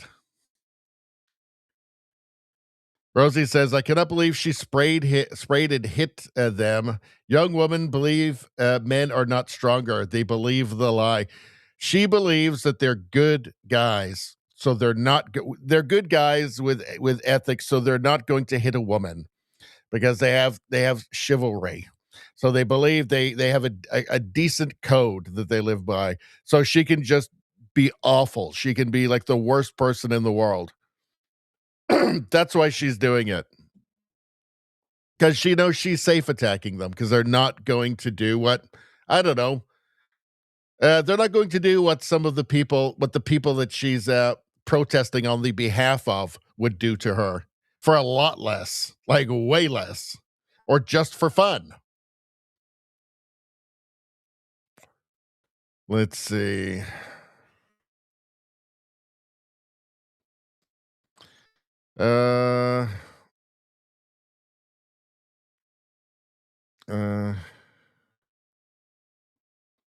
Steve says they don't because they're Republicans. Yeah, she knows that she knows that they're not the awful people that she advocates for. So she's perfectly safe doing that. They would have been once she started hitting them, they would have had an absolute right to defend themselves with force. Certainly once the pepper spray comes out. CMP, how you doing? Says it's battery. Yeah, it is. 100%. Izzy says that's assault and she needs to go to jail. 100%. Let's see. Radio Streamer says, after the second spray, no way in hell I continue to give her chivalry. That is mental illness, not hormones, Rosie says. Let's see. Yeah. All right, let's continue. What was this? Okay. Wall Street Apes posted this, and then Elon Musk responded to it. But let's see what he's talking about here. Speaker Mike Johnson and House Majority Leader Steve Scalise are pushing the SAVE Act Plus. Well, that's the Election Integrity Act, the SAVE Act, which there are some, it just seems like traitorous Republicans who are refused. I think there's 8 that are refusing to vote for it. But let's see this. Over to the Senate to give them even more incentive to go protect the sanctity of every American's vote. And that is the SAVE Act Plus, a picture ID requirement. Look, you can't even get on an airplane. You can't go to a bar tonight without showing a picture ID. Yet there are people in many states where the states actually have laws saying you can't show ID, which is a recipe for fraud, for stealing your vote if you're voting legally, so that somebody can come behind you illegally in another country and actually vote and steal your vote. Because if somebody's voting illegally, they're stealing your vote if you're following the rules. So SAVE Act Plus picture ID, we're going to bring that too, send that to the Senate. I think a lot of Americans would like that protection, because if they're following the rules, they just want everybody else to. What makes people angry is when you see boxes of ballots showing up 2 weeks after an election, and then next thing you know, lo and behold, a Democrat takes the lead after being behind for 3 weeks after Election Day. And then somebody who voted by mail in the military, they're overseas fighting to defend our freedoms. Their votes that got in legally before the election are being nullified by somebody illegally. It needs to stop. We're going to have a bill to do just that. All right. Elon Musk says this is great. The 2 critical factors for voting integrity and saving democracy in America are simply requiring ID and in-person voting. The last one is super important. Mail-in voting should only be for troops overseas or a serious medical condition, which is how most countries do it. You know, like other Western countries, other democracies don't have this massive mail-in voting with the ballot harvesting. Certainly they require ID to vote. I mean, what you've got certainly in blue states like California, what you've got certainly in blue states like California, where it's illegal now. Gavin Newsom made it illegal to ask for voter ID, but you've got a system that's set up for fraud. So, you know, in California at this point, I mean, could there even be an expectation of a fair election in California? What about New York? Who knows, right? Who knows? All right. Let's see. All right. We've done that. All right. So what's this here? Meet the man the White House is honored for deporting illegal immigrants. So the White House is honored. So that must be Trump, huh? Must be Trump. This must be some far right. Oh, wait a second. Washington Post. And wait a second. This is April 27th, 2016. Obama was president then. Oh, well, I guess this guy, well, he must be somebody good. It can't be like that evil Thomas Homan. It's the same guy. What? Thomas Homan being honored by the Obama administration for deporting illegal immigrants? What? That's crazy. What is happening in this world? I thought he was super, super evil. And like, it's what he's doing is totally unprecedented. Huh. Thomas Homan deports people, and he's really good at it. He is. But now they call him a Nazi instead of honoring him. Well, now they call him a Nazi, the left, instead of honoring him. Let's see. Homan is the Washington bureaucrat in charge of rounding up, detaining, and kicking illegal immigrants out of the country. As Americans fight over whether the next president should build a wall on the Mexico border to keep migrants out or protect millions of them from deportation, Homan is actually hunting undocumented immigrants down right now, setting strategy for 8,000 officers on the front lines. He was honored last week with the government's highest civil service award, bestowed on federal leaders whose work gets extraordinary results. According to his bosses at the Department of Homeland Security, not only did Homan successfully handle an unexpected surge of unaccompanied children and families who have streamed here from Central America across the southwest border, but last year his operations set records for the share of illegal immigrants expelled from the U.S. who had criminal records. So it shows you how fake everything is. You know, how, with the modern left, with modern media, they wake up every morning and the past is just a blank slate that they just write whatever they want on or just ignore.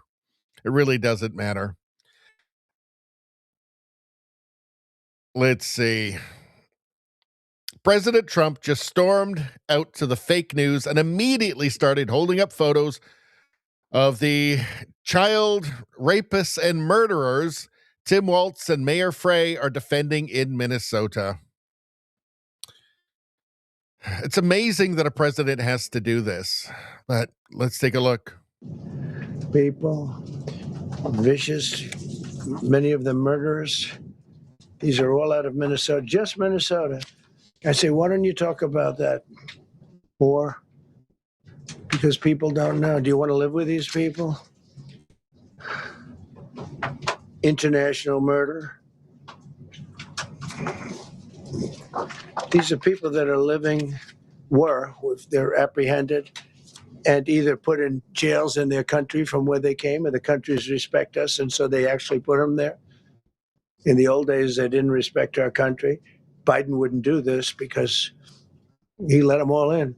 If you didn't have open border policies of Biden, none of this, all of the time that we spend talking about Minnesota and everything else, most of them are coming from out of the country. And it's been caused by a previous administration. Look at this, one after one. Boy, these are rough characters. These are all criminal, illegal aliens that, in many cases, they're murderers, they're drug lords, drug dealers, they're the mentally insane. There's some of them who are brutal killers, they're mentally insane. They're killers, but they're insane. These are just in Minnesota, California. It's worse. In other states, it's worse. No, Minnesota, the crime is incredible. The financial crimes are incredible. And the problem is because of the agitators and insurrectionists, whatever you want, trouble.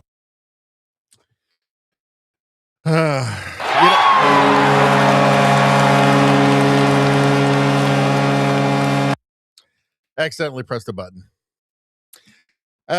It's amazing that it really wasn't that long ago that the guy who's in charge of getting those guys out now, Tom Homan, was the guy charged with getting them out under Obama.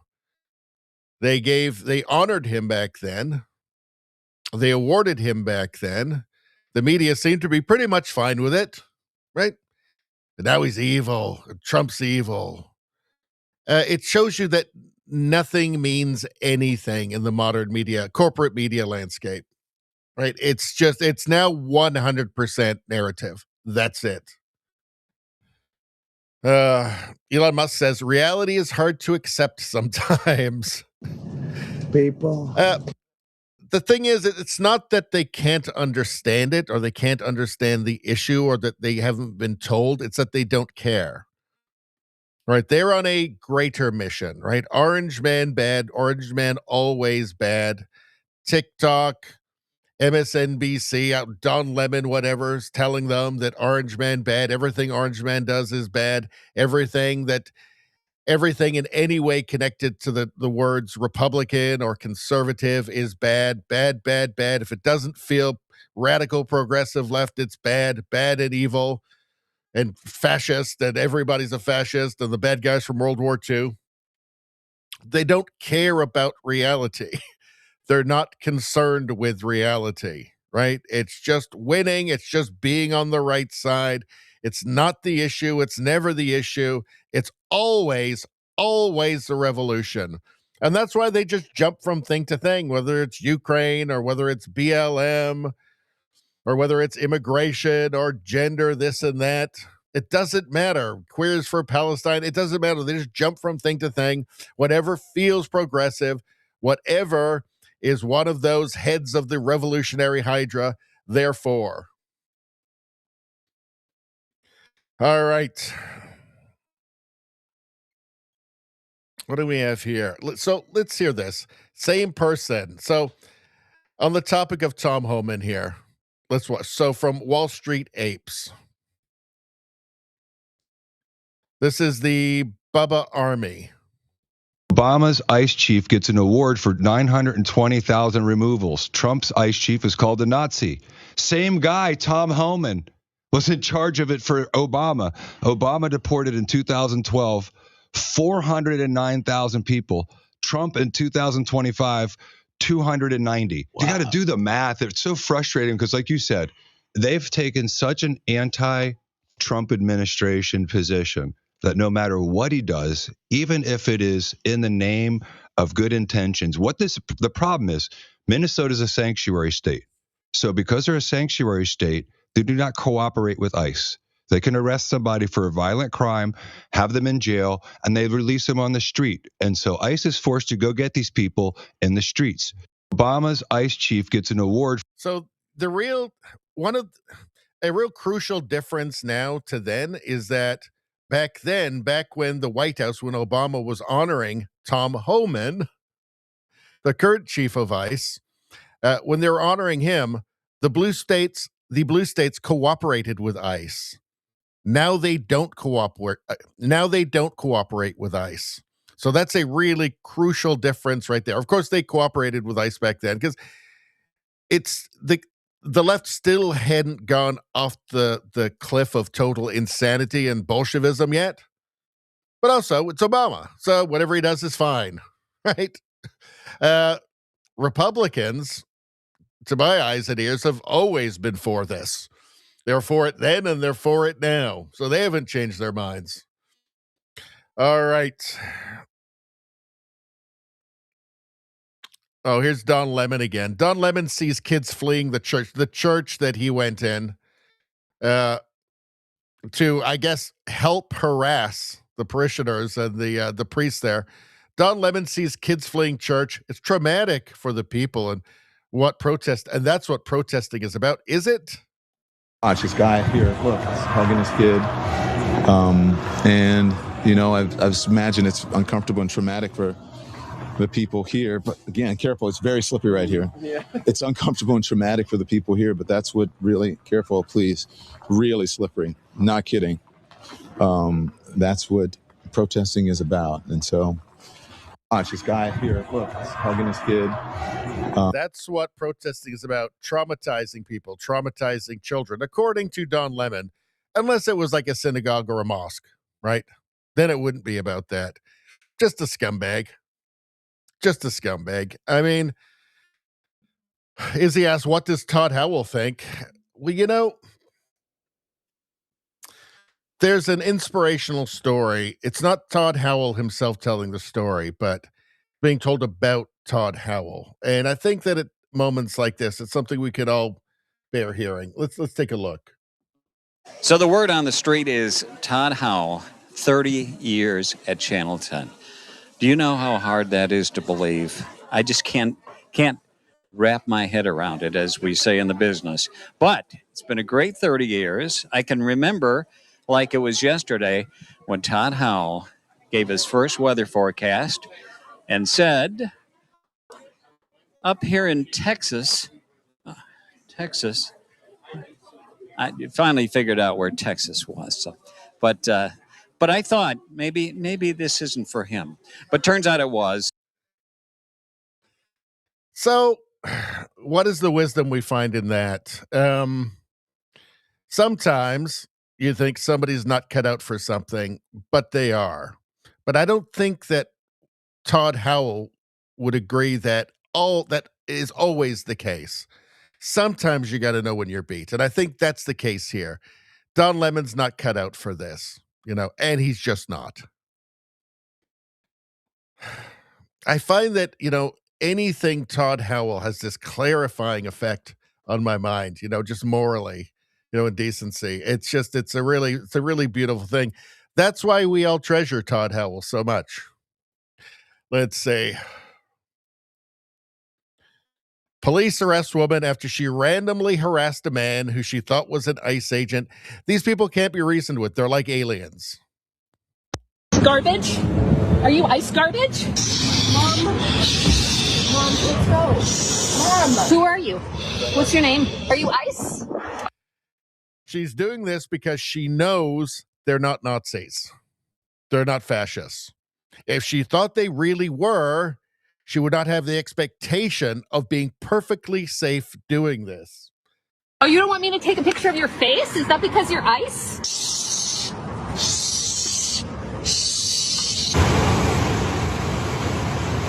Oh, God, that's cathartic. That's cathartic. I want to know what Todd Howell thinks about this. And it is the best thing ever. But, oh, my gosh. He's right. It is the best thing ever. Thanks, Todd. All right. Let's see. All right. So we have some numbers here on what's actually happening with citizens being detained by ICE. Let's see. So Michael Shermer is responding to a post by Kathy Young. Gestapo, no, but you really should look up the information on immigration enforcement abuses. Well, hold on a second. Let's see. What's this?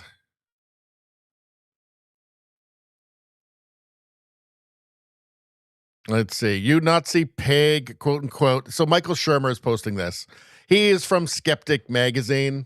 He's a rationalist. He says, although anti-ICE activists often appear irrational, there's a certain rationality behind the protests if you believe ICE equals Gestapo, MAGA equals Nazis, Trump equals Hitler, and they're randomly disappearing brown people and innocents. These equations are false. Enforcing immigration laws and policies is not fascism. If it were, then every country in the Western world is fascist because they all restrict immigration. So, yes, he's just pointing out reality here. Like enforcing existing immigration law that existed before Trump is not fascism. Everybody has immigration law. Kathy Young says they're approaching people based on appearance and accent. Of course, this is one of the woke mind virus zombies that can never be reached, demanding papers and badgering them about where they're born. They used a battering ram to invade the home of an immigrant who came here as a legal asylum seeker and was regularly checking with immigration authorities. Gestapo? No, but you really should look up the information on immigration enforcement abuses. Oh, so he needs to look up random cases. He needs to cherry pick rare cases so that he has a full understanding. Great. This is all that they do. They're not interested in facts. So, Michael Shermer, here is Grok's answer to your challenge. What percentage of people arrested by ICE agents are illegal aliens, and what percentage are innocent citizens? Well, let's see.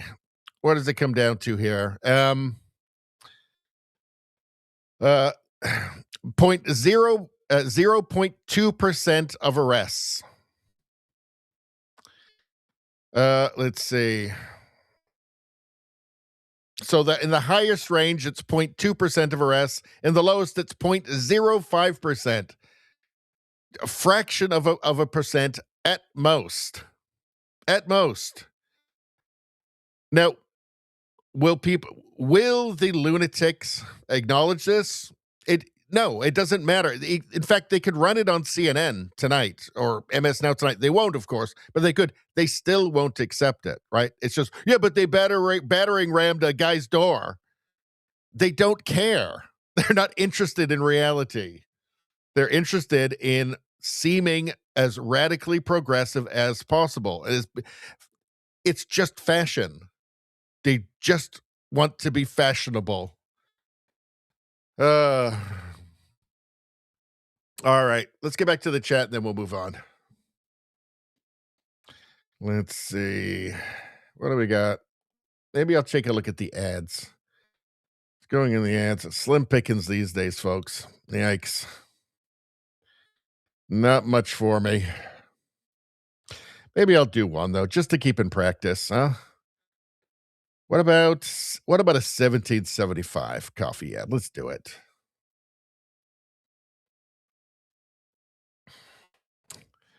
Don't tell me you still haven't tried 1775 coffee. Now's your shot. The 1775 starter kit just dropped. Only 1,000 units. That's exclusive, folks. You're getting the bold dark roast that hits hard, the smooth medium roast, and the vitality mushroom coffee for clean energy and laser focus. Who would have guessed that mushrooms could be so good? No crash. I hope there's no communism. You know there's not. All single origin, small batch, toxin free, and mold free. That's the best kind, the kind that doesn't have mold.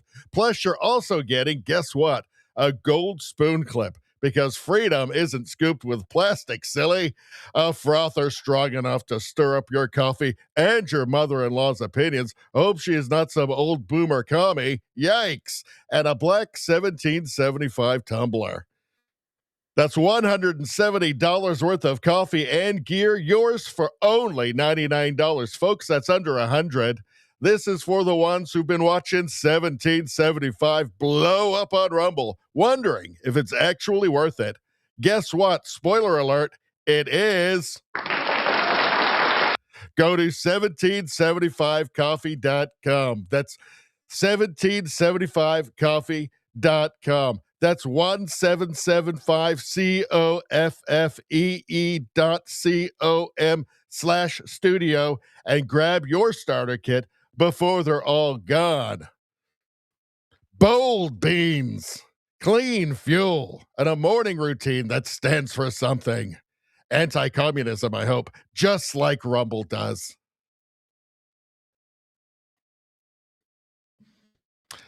I went somewhere in that ad read that I've never been before.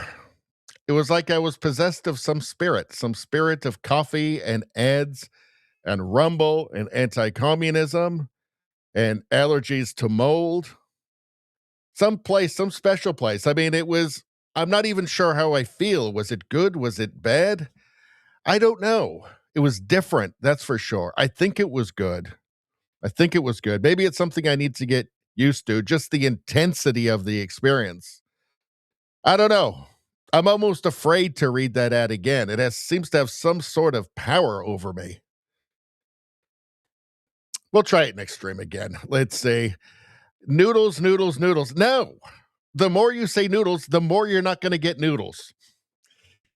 Rosie says, coffee, anti-commie, 1778 out of 10. That's the most, I believe, almost that you can get out of 10. Thank you, Rosie. Izzy asks, the only question I know the answer to is, what does Todd Howell drink? I don't have a clip for that. I'm sorry. Nevada's asks, was that your Mike Lindell? I don't know what that was. I must have an Ouija board in here or something. I accidentally touched it because I was possessed by a spirit. Not a demon, though. I think it was a good spirit. Izzy says 1778 out of 10 for sure. Thank you. Nevada gave it a 5 out of 10. What? What the hell? You're my enemy now, Nevada. We are enemies now. Okay, you've been notified. Let's see.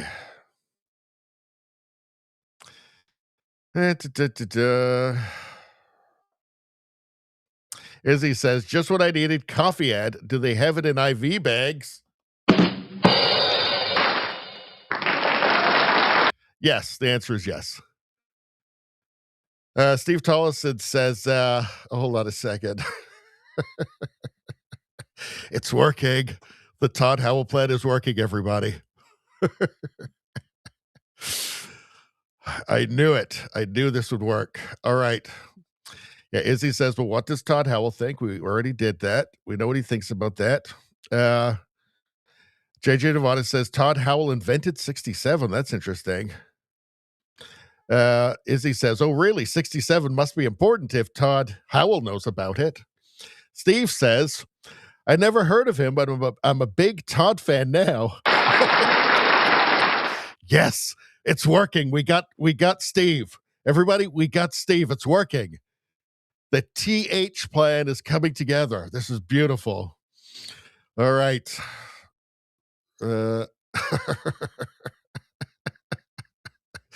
This is now my favorite thing about the channel. I got to find more clips of Todd Howell. Spambot says, the last time I made coffee at home was 2021. I ended up vacuum sealing all my remaining coffee and haven't brewed any at home since.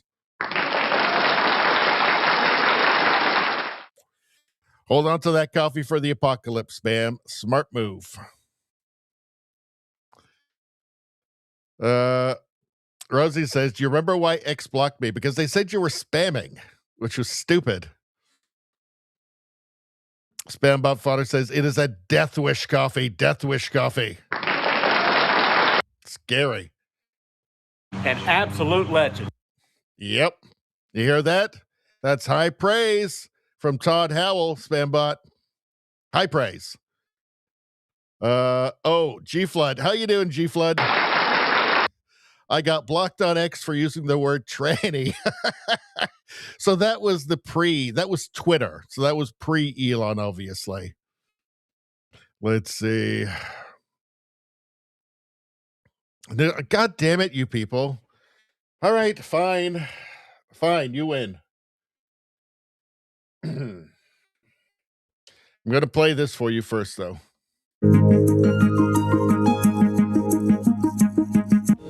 It's how you adapt and handle adversity. And when things aren't going well, that's the time where victory is there. See, I know you guys have been listening to Todd Howell because that's how you got me to put on noodles, which I'm going to do now. At the moment of your greatest adversity, you kept going and demanding noodles. And you won. So, I mean, it's working already. We're trying to help the world. We're trying to improve the world through the power of Todd Howell. And it's already working. Let's see if I can find it. Let's see. No cooking. That's not the one we want. Let's see. Cooking show. There we go. Okay. All right. There we go. Well, I mean, the noodles is spectacular. It's wonderful. It's hypnotic. It's relaxing. It's meditative. I meditate to this, by the way, because I find it so calming. Rosie says, I think he just called us adversity. That's your new name. I'm calling this the adversity chat. Let's see. What's happening in the adversity? Let's see. It is relaxing. She is very relaxing. She's the original muse for the channel. Spambot says, noodles, find a flying spaghetti monster image, but that's not going to make anybody happy. That's just cruel, but it's a good idea. All right. Let's see. Okay. Nevada's, he's reassessed the ad read. He's now giving me an 8.5 out of 10. I'm not a mathematician, but I think that's the most you can get out of 10. I'm pretty sure. I'm not even a biologist.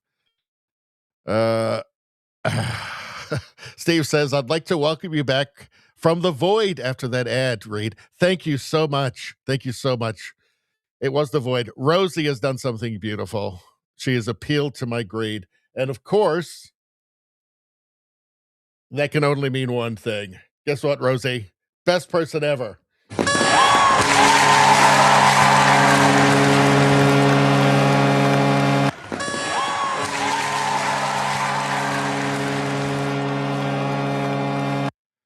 So any Rumble rant, of course, that just automatically places anybody at the very pinnacle, the very top, not just the top echelon, but the very pinnacle of all humans that have ever lived. So you may have your heroes, I don't care, Einstein, whatever, all human garbage compared to Rosie. Thank you so much for the Rumble rant, Rosie. Beautiful stuff. One more time.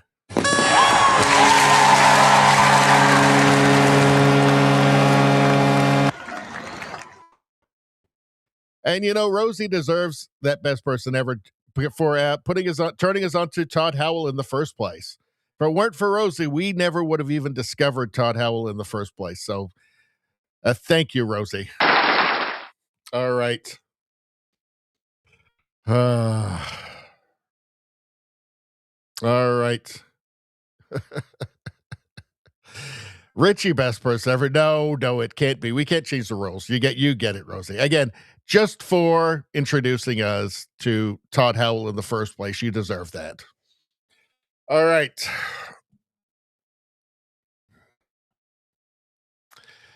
Now, what are we doing? Let's see. What's going on here? So, Mark Carney, Prime Minister of Canada, for some insane reason. Here are the two countries Carney ran to for trade deals and tourism. Their political rights and civil liberties scores are abhorrent. What is he trying to tell us? He clearly has no issues dealing with governments who abuse their citizens. Well, it's one thing just to trade, like China, for instance. It's one thing to just go over to China, and then whatever you think of the EV thing, which I think is pretty stupid and not great, but he did get relief, at least temporarily, for a little while on agricultural products. Now, China is an incalculably less reliable trading partner than the United States. I know there's been a lot of ink. I know Trump, Orange Man, presidents change. We have a long history, okay? The United States right now is still, an incalculably more reliable trading partner than China. We're still 85% of our goods are still going across tariff-free. All right? China will use Canada, right?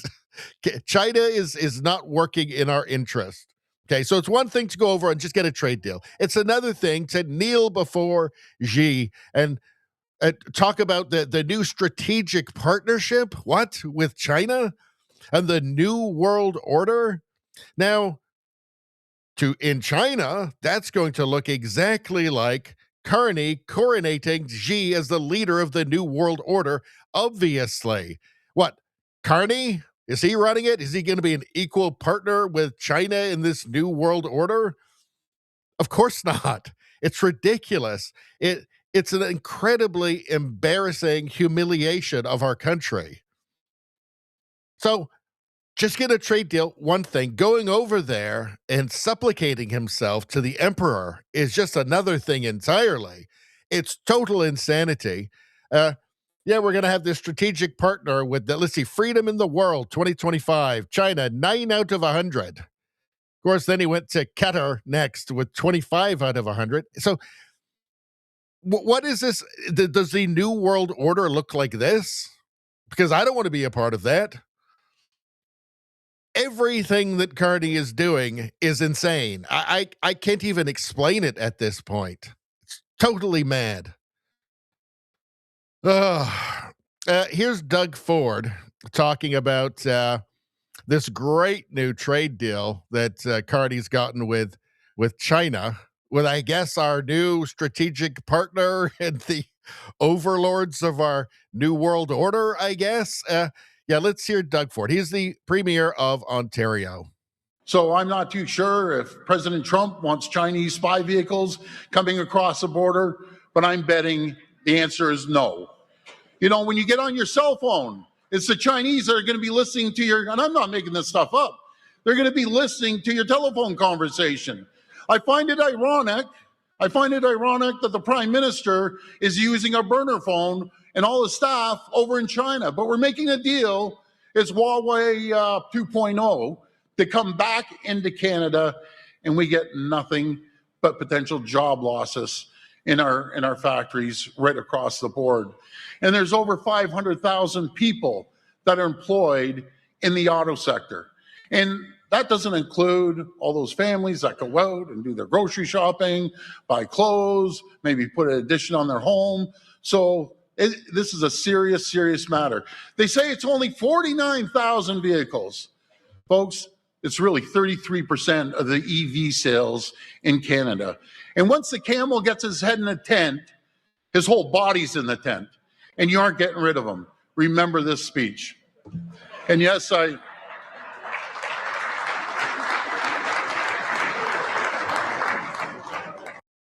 So he's finally come around on Carney, right?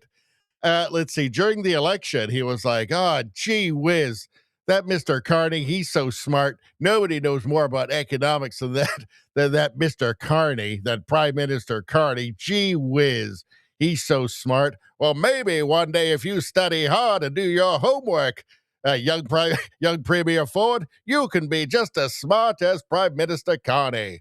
Gee, I sure hope so, sir. I mean, it was pathetic. Pathetic. But he's coming around on it now. How will this affect Carney's popularity in Ontario? Well, Ford's popular in Ontario. Right? He's winning elections by big margins. So Canada just feels economically, politically, like chaos right now, to be honest. Nothing is making any sense. And certainly Ford is not happy about what's going on. So he's also saying that, I mean, there was no consultation. Carney, I mean, he's supposed to be best buddies with Carney. Carney didn't even call him. Let's see, CTV News. So here's Michael Kovrig. He is one of the two Michaels who was taken as a political prisoner, as a hostage by the Chinese government. When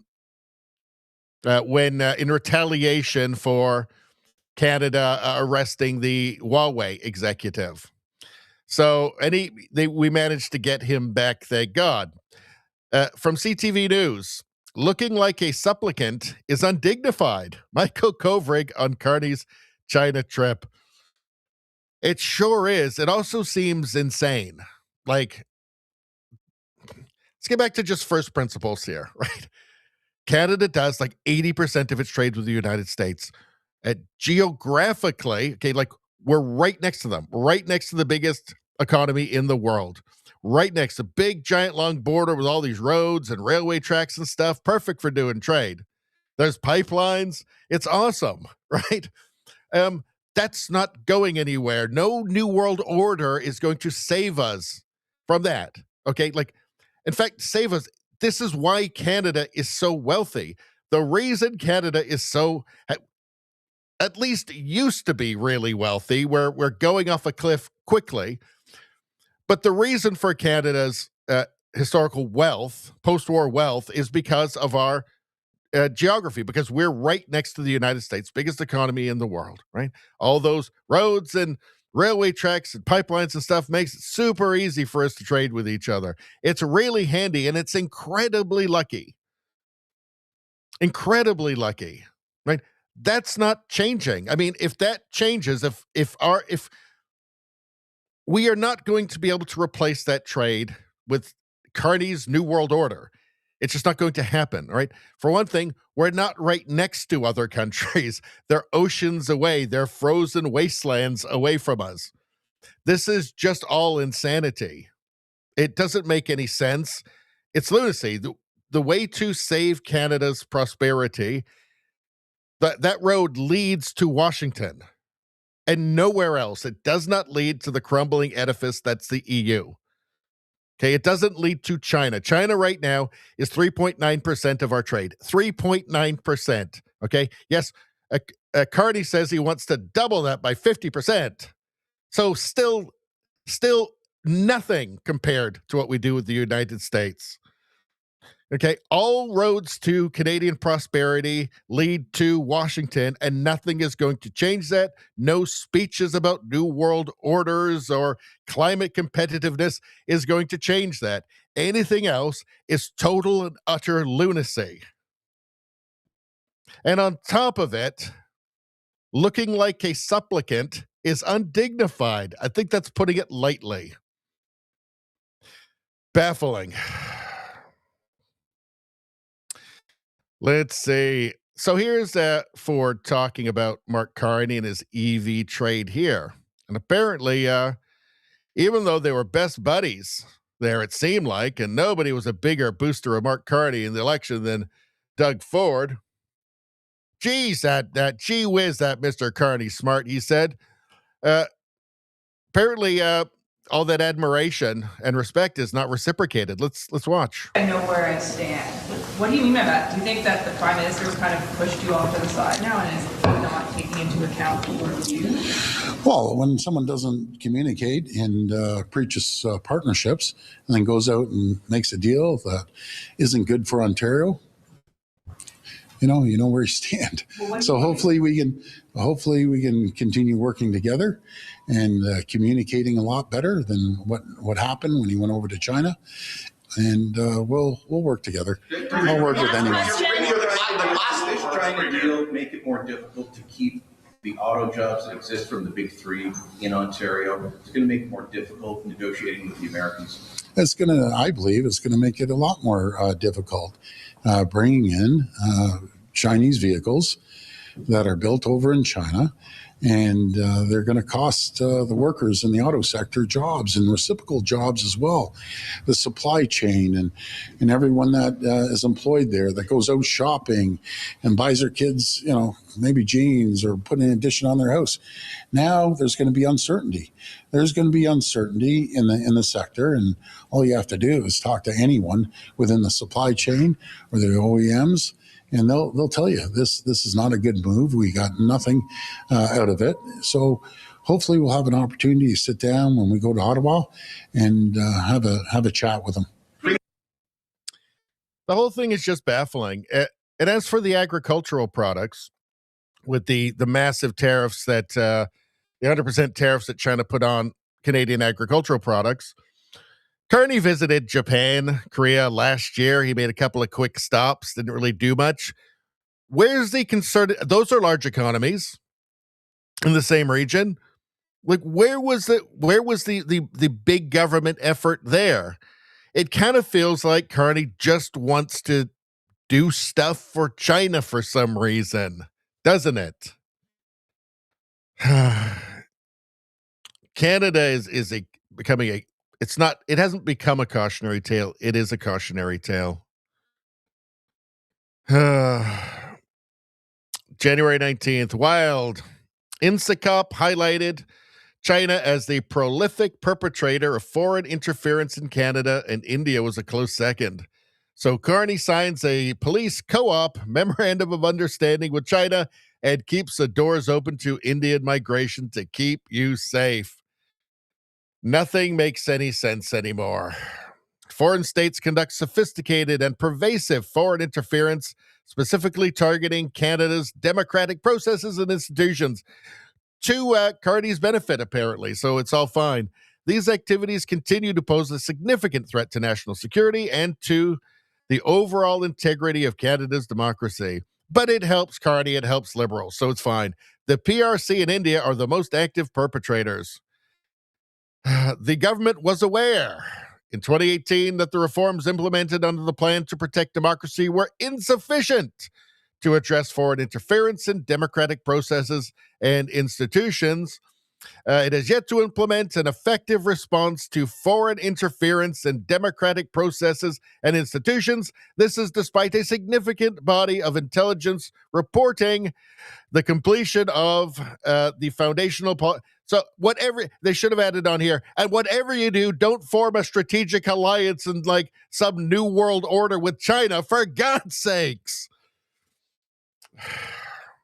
It should have said that, didn't. Oh, those tax dollars. Let's see. Yeah, so Brookfield Asset Management has connection to China's EV market, primarily through partnerships with Chinese companies involved in battery technology. So this is Grok telling us that. So Brookfield's involved somehow. Wow, what a surprise.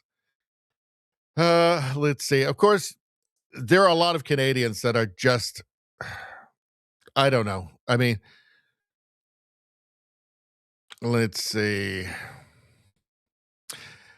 This guy says, how do you look at the progress China's made in your lifetime, then look at Canada's slide into homelessness and drug addiction, and not see that China is obviously the better choice for your kid's future? What the hell?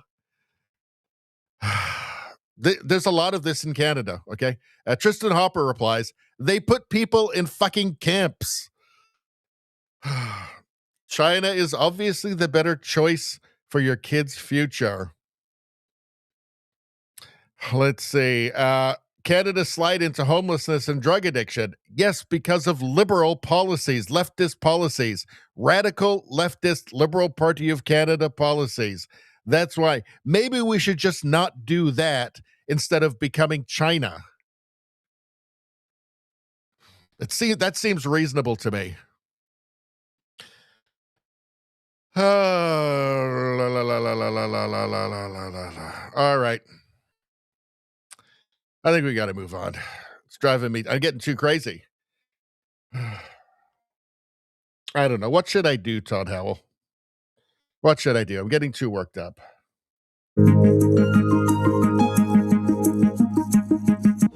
It's how you adapt and handle adversity.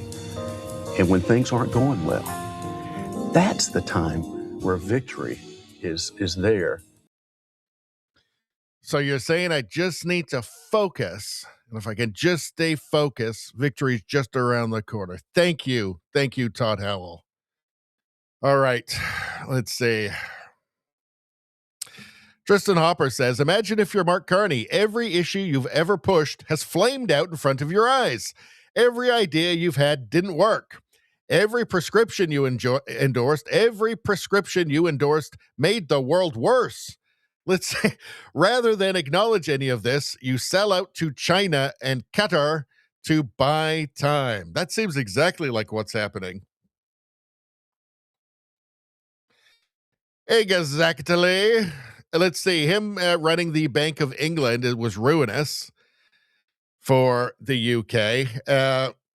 He put them in far too much debt and created far too much inflation through money printing. The net zero policies he championed gave England the highest electricity costs in the UK, forcing pensioners to have to choose between eating and heating their homes in the winter. So there's that. The whole net zero thing isn't working out at all. There is no positive that's come out of that, except for people who've made money from subsidies, government subsidies into companies, I guess, in Mark Carney's ESG fund.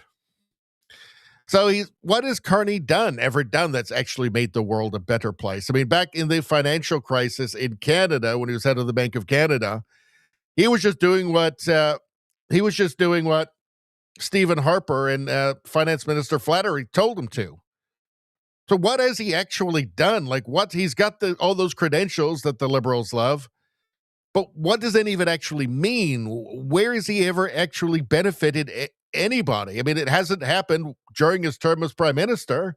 Things continue to get worse in Canada. So I don't know. Like, he told us to judge him on the cost of food. Well, here, Senator Leo Housakos. Carney said judge him by grocery prices. Well, the results are in. Let's see. New food inflation. This is from the Food Professor.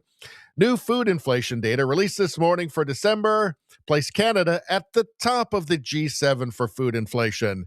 Latest available figures. Canada, 6.2%. Japan, 6.1%. United Kingdom, 4.2%. United States, 3.1%. But they're run by that evil orange guy. How come their inflation is half of ours? The news keeps telling me he's a crazy idiot. I wonder if the news is lying. I wonder. I wonder if they lie about Trump. I wonder if they lie about Carney. I wonder if they lie about everything. Oh, yeah, they lie about everything. Viva Fry says 10 in 20 seconds. Well, it is Mark Carney. I'm guilty of doing some myself, but even I'm not as bad as this guy. Prime Minister of Canada unironically alleges that he would go to war against America to defend Danish control of Greenland. What? Is he a stand-up comedian now? All right, let's take a look. Greenland, the future of Greenland is a decision for Greenland and for the Kingdom of Denmark. We are NATO partners with. Okay, so Trump is not going to invade Greenland. Okay, maybe he buys them. Maybe he buys them. Maybe he bribes the people of Greenland. How much would it really cost? I think it costs less than a lot of people think. But in any case, he's not going to invade Greenland. Only idiots think this. Denmark, and so our full partnership stands. Our obligations on Article 5, Article 2 of NATO stand, and we stand full square behind those. Greenland, the future of Greenland is a decision for the. So what, you're going to send the Canadian Army? You know what? The Canadian Army is the American Army, okay? That's our army. That's what prevents us from being invaded.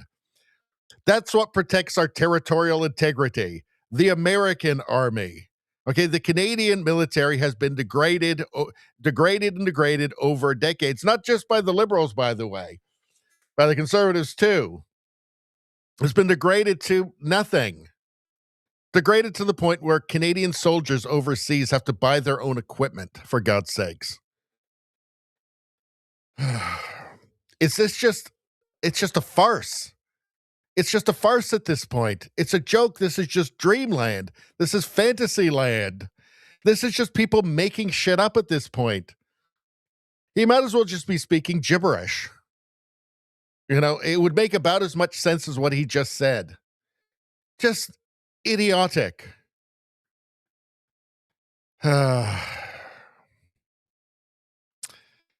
All right. Let's see what's going on here. All right, so that's it for that. All right. What are we? 2 hours and 42 minutes already? Holy crap. This one has flown by. Let's get back to the chat for a minute. What are you crazy fascists saying? Let's see. So you know I'm doing this thing now. They call it intermittent fasting is what they call it. So it's like 8 hours you eat and then 16 hours you don't eat. And you just do that every day. And I've been doing it. This is the third day now. So that means that I eat before the stream, about 5:30. And then I don't eat again the next day till like 9:45. So it's like 16 hours or like 10 o'clock or something. I don't know. It's not that bad. Not that bad. I just stuff myself in the 8 hours. But the thing is, even if I stuff myself, there's only so much I can eat. So I'm eating less.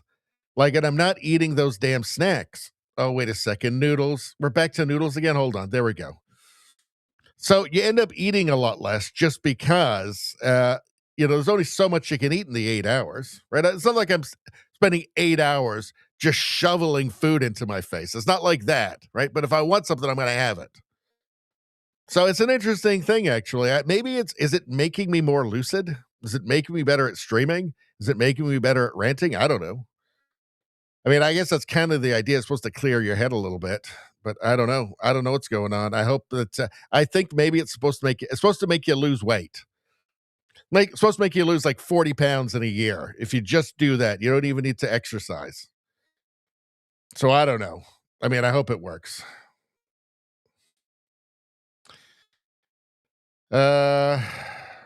Macross, how you doing, Macross?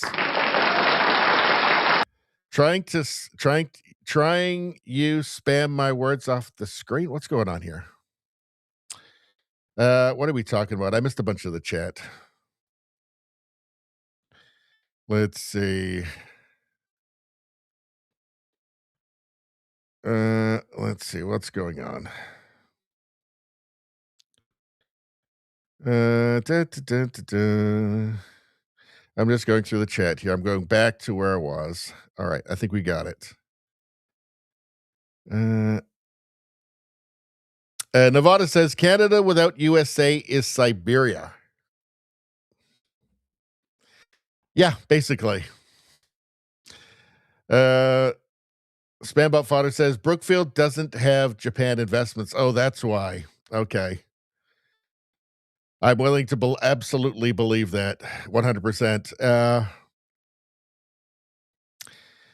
I mean, let's not forget Carney was back and forth from China tons. He had that $250 million loan in 2025 from a Chinese central bank, Chinese government bank for Brookfield. He's got deep connections there. That he's just setting himself up for after being prime minister. He's in it for himself. That's what I think. As he says, and I bet the Chinese electric vehicles sell about as well as the domestic ones did, even with government forcing you to buy them. And I wouldn't be surprised if China gets paid even if they don't sell. Yeah, probably something like that. No, it's 33% of the electric vehicle market. I mean, are there enough liberals to buy all of those cars? Because they will make it a point of pride, right? There will be liberals that make it a point of pride to get their Chinese car to stick it to Trump or something, or Elon Musk or something like that, right? There will be people who intentionally do that. There might be some people who have heard about how those Chinese electric cars have a habit of locking you inside them and then exploding. I mean, literally doing that, or trapping you inside in freezing weather. So I don't know, or just suddenly driving into things. I don't know. Let's see. Rosie says, this is all very sad. Carney owes the commies, so Canada has to be destroyed to pay the debt. Something like that, I guess. Spambot says, Alberta won't do that. All caps, we want our referendum to pass. They do. We'll be keeping an eye on it.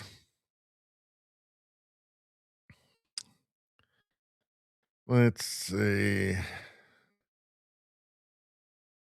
Izzy says, Moose on the Loose has quite the manual of all of Carney's conflicts. He does. It's worth checking out. He's got the huge, big spreadsheet of a big, huge thing of all the connections of with Carney. I think it's taken him like countless hours to put it together. It's very good, though. Moose on the Loose. All right.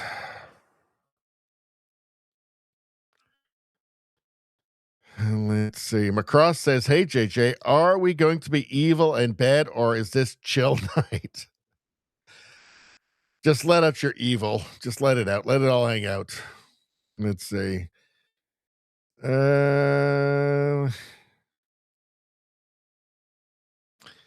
Let's see.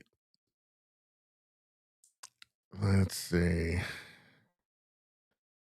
I don't know any songs that Todd Howell wrote. I'll have to research that. Let's see. Macross trying to spam my words off the screen. What? Macross?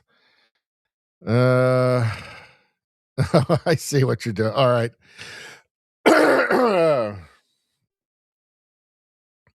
right. I'm just going to skip to the end of the chat here. Let's see.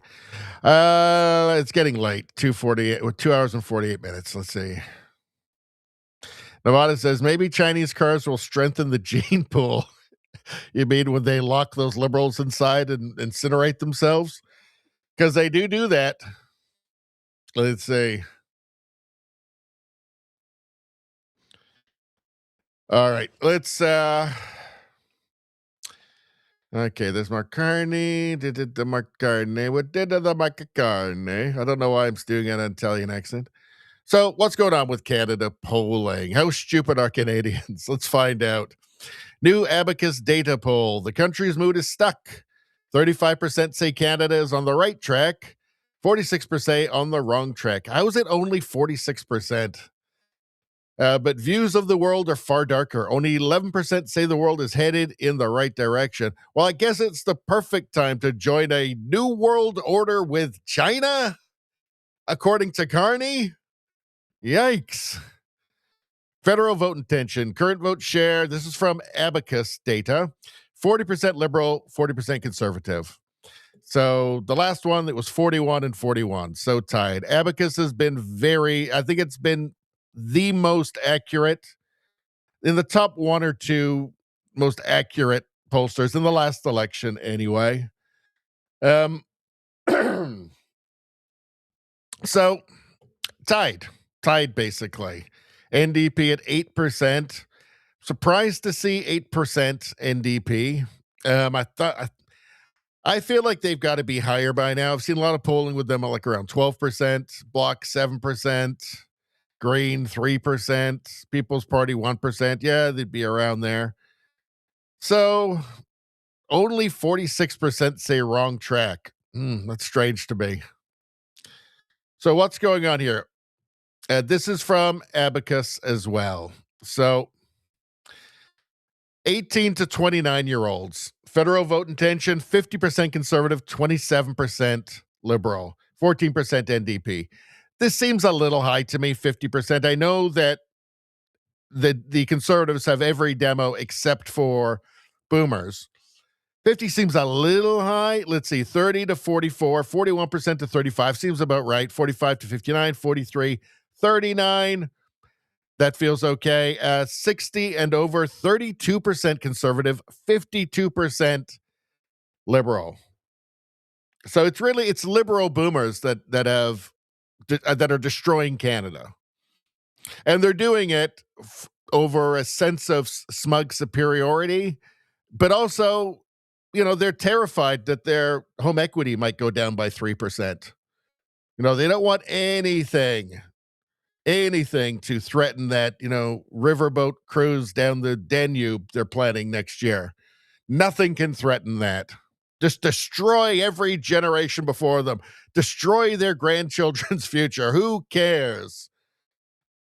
It's really disgraceful, actually. It's exactly the opposite of what you would see in a healthy society. They would look at young people and say there's a reason why they're supposed to be voting left wing. No, they're all turning conservative. Or there's more of them conservative than liberal now. That says something. They're not happy. Perhaps they're feeling, I don't know, like disinherited from what they were expecting, disinherited from the country they were supposed to inherit. That the people that were supposed to be, the people that were supposed to be protecting their country that they were supposed to inherit have betrayed them for their own benefit, for their own comfort, for just a little bit more comfort in their golden years. Right? That's the opposite of how it works in a healthy country. Right? And it is a very dangerous thing to do. Right? Because those are supposed to be the people that are supposed to take care of you, by the way, when you can't take care of yourself anymore. I think it's a very dangerous thing to do, and it's destabilizing for a country. A healthy country, a healthy society is one where old men plant trees, the shade of which they'll never know. They just are passing it down to the next generation just because they're good people. They're not hoarding everything to themselves for just a little bit more comfort. It's really I think it's really, really shameful. And it's not what Canada used to be. But it's disgraceful, actually. Let's see. November 2014, Liberals. So this is for youth aged 18 to 29 voting intentions. In 2014, it was 45% Liberal, Conservative 20%. Now, Liberal 27%, Conservative 50%. Something has gone wrong in your country, obviously, right? Obviously. With young people who are naturally more likely to be, that are more naturally more likely to lean on leftist ideas, liberal ideas, when they're turning like this, all right, that tells you something. You're on the wrong track. Maybe you should listen to those young people. Maybe we owe it to them. Right? Maybe we should say, hey, let's see, in 10 years, Canada went from a country where a young couple in their 20s could get married and expect to have a kid, and they weren't going to live in a house in downtown Toronto. They weren't going to live in a house in some expensive area, but they could get a house, a small house with a yard in the back, with their kid and the dog could play. Right? That was available to them. Was it going to be easy? No. But it was doable. We went from a country where you could have that expectation. In 10 years, we went from that to you're screwed. You're completely screwed. You have no future. 10 years. 10 years. Maybe we should be listening to these young people. Maybe those boomers, those liberal boomers, should be listening to those young people. You know, things are going sideways in Canada. It might be wise to listen. Tristan Hopper says, young people are natural progressives. They lack life experience and can afford to dream. It takes one hell of a beatdown to get them to a point where they just want the madness to stop. Referring to this, yeah, it might be wise to listen to them.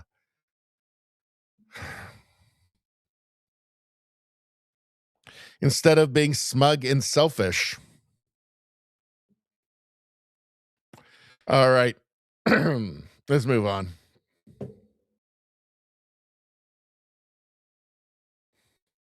Just quickly, we're going to hit on this. So from Marty up north. Hold on. So he's commenting on this from Daniel Bruford. 7 ministers remain that were cabinet ministers involved in the unlawful invocation of the Emergencies Act against convoy protesters. There has been no acknowledgement, no apology, no resignations. But there should be. But Canada, and they're liberals, so they're totally immune from consequences. Marty up north says, Danny brings up an excellent point. Here are the 7 ministers who should, at the absolute bare minimum, apologize to Canadians for trampling their rights and freedoms by invoking the Emergency Measures Act. Let's see. Well, there they are. There they are. Right? Nothing will happen to them. They won't apologize. They will never admit any wrongdoing, even though it's now beyond question. All right. It's been judged in the federal court. It's been judged in federal court. The appeal has been dismissed. It was unlawful. It was illegal. That sound you hear? Yeah, that's what's going to happen. Nothing. Because Canada,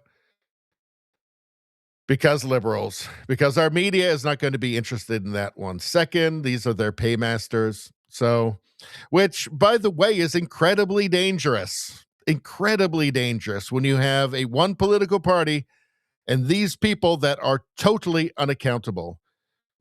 Carney looks at this and goes, he sees the appeal dismissed, and he must be thinking himself, I can literally do anything and there will never be any consequences.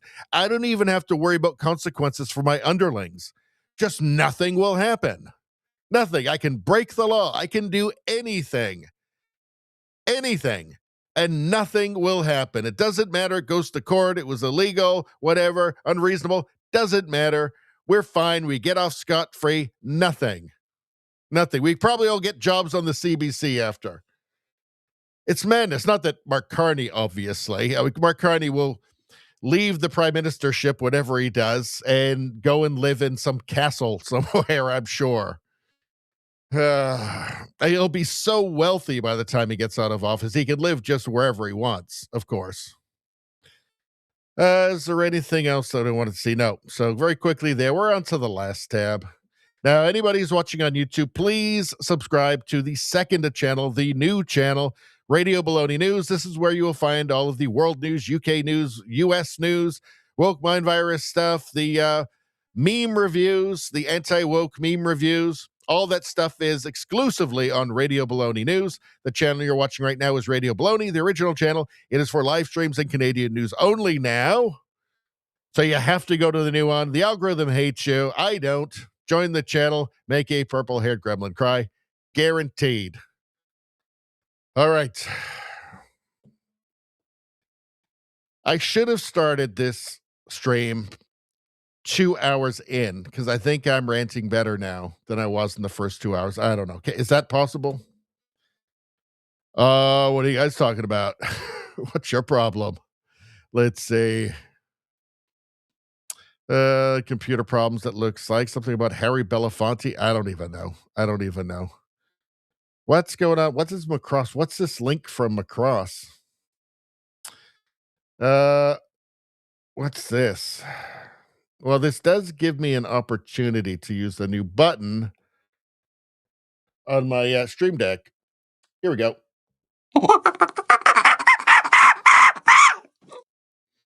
All right, so let's check out that link, shall we? I need a new tab open. You guys will just have to wait. Actually, hold on. There we go. And paste. And the link a monkey brings you the link. This is a custom sticker, and this is a custom label. Both are printed on vinyl and have a matte finish. There we go.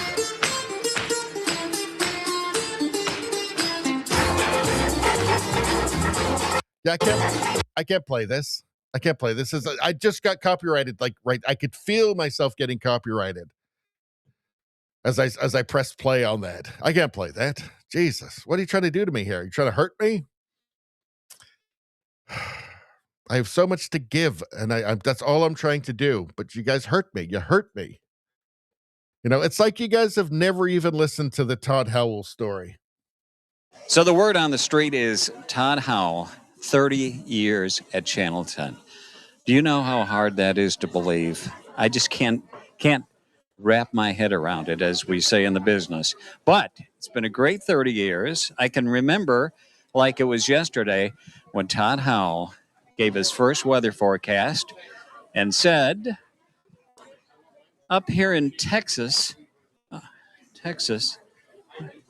I finally figured out where Texas was. So, but I thought maybe this isn't for him. But turns out it was. Thank God. It turns out it was. Thank God. I think we all learned something from that. I think we've all been inspired by the story of Todd Howell, the legend of Todd Howell. Let's see.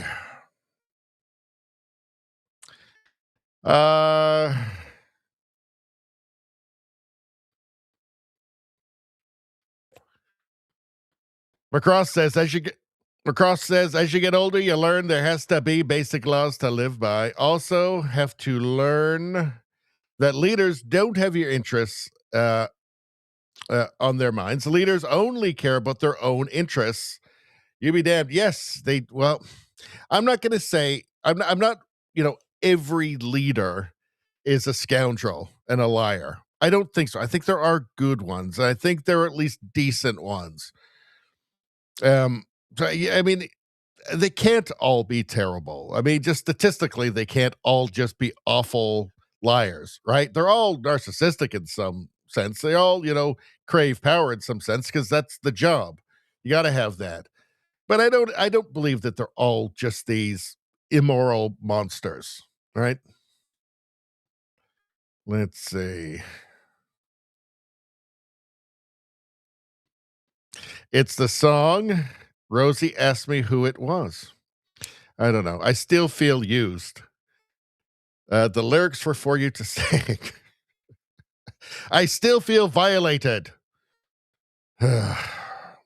Stop violating me. All right.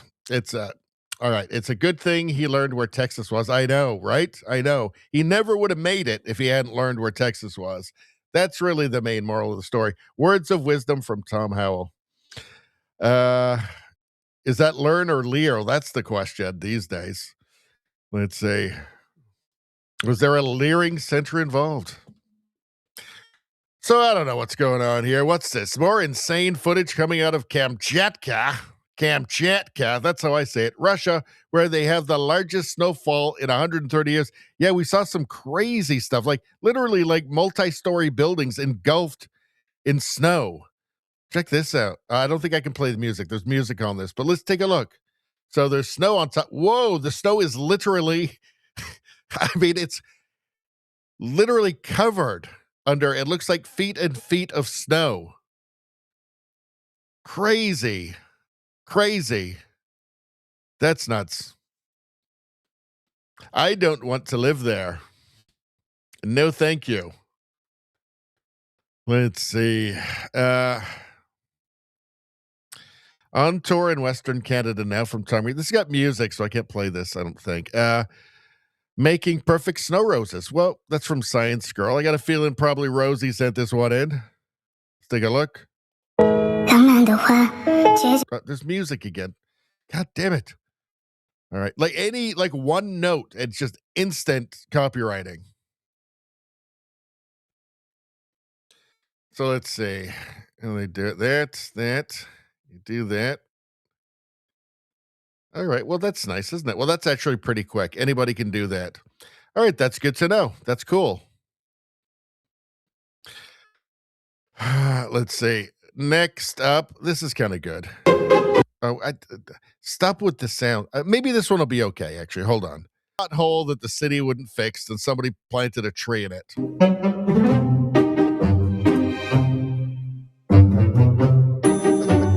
And they put Christmas lights on it. That's hilarious. Funny as hell for this. That is. In fact, I think Todd Howell has to say something about it. An absolute legend.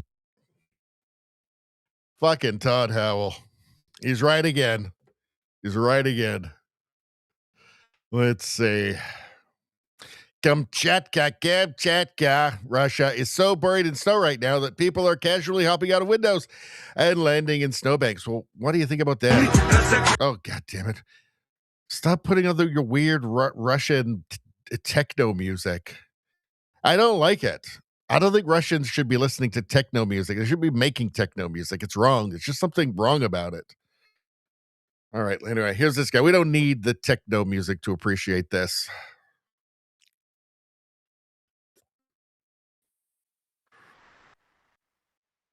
All right, go on then. Yikes. Russians are nuts. Surprised that bear didn't jump out after him. Let's see.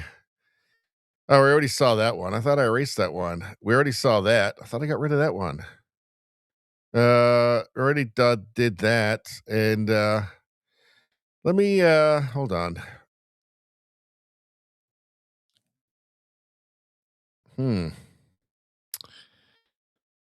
Let's see. I thought I had some more new stuff from you guys. What's this? The best description for what's happening in Canada right now is that we are literally experiencing a cold civil war. So Yukon Strong posted this.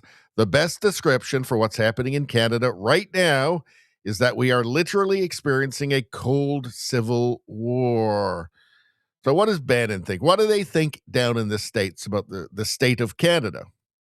My other fear, too, is that when you talk about the Arctic North, which used to be Canada's Great Barrier, it's now their biggest exposure. This is why I say they could be the next Ukraine, where there you have two Slavic entities fighting over the Russian-speaking eastern border.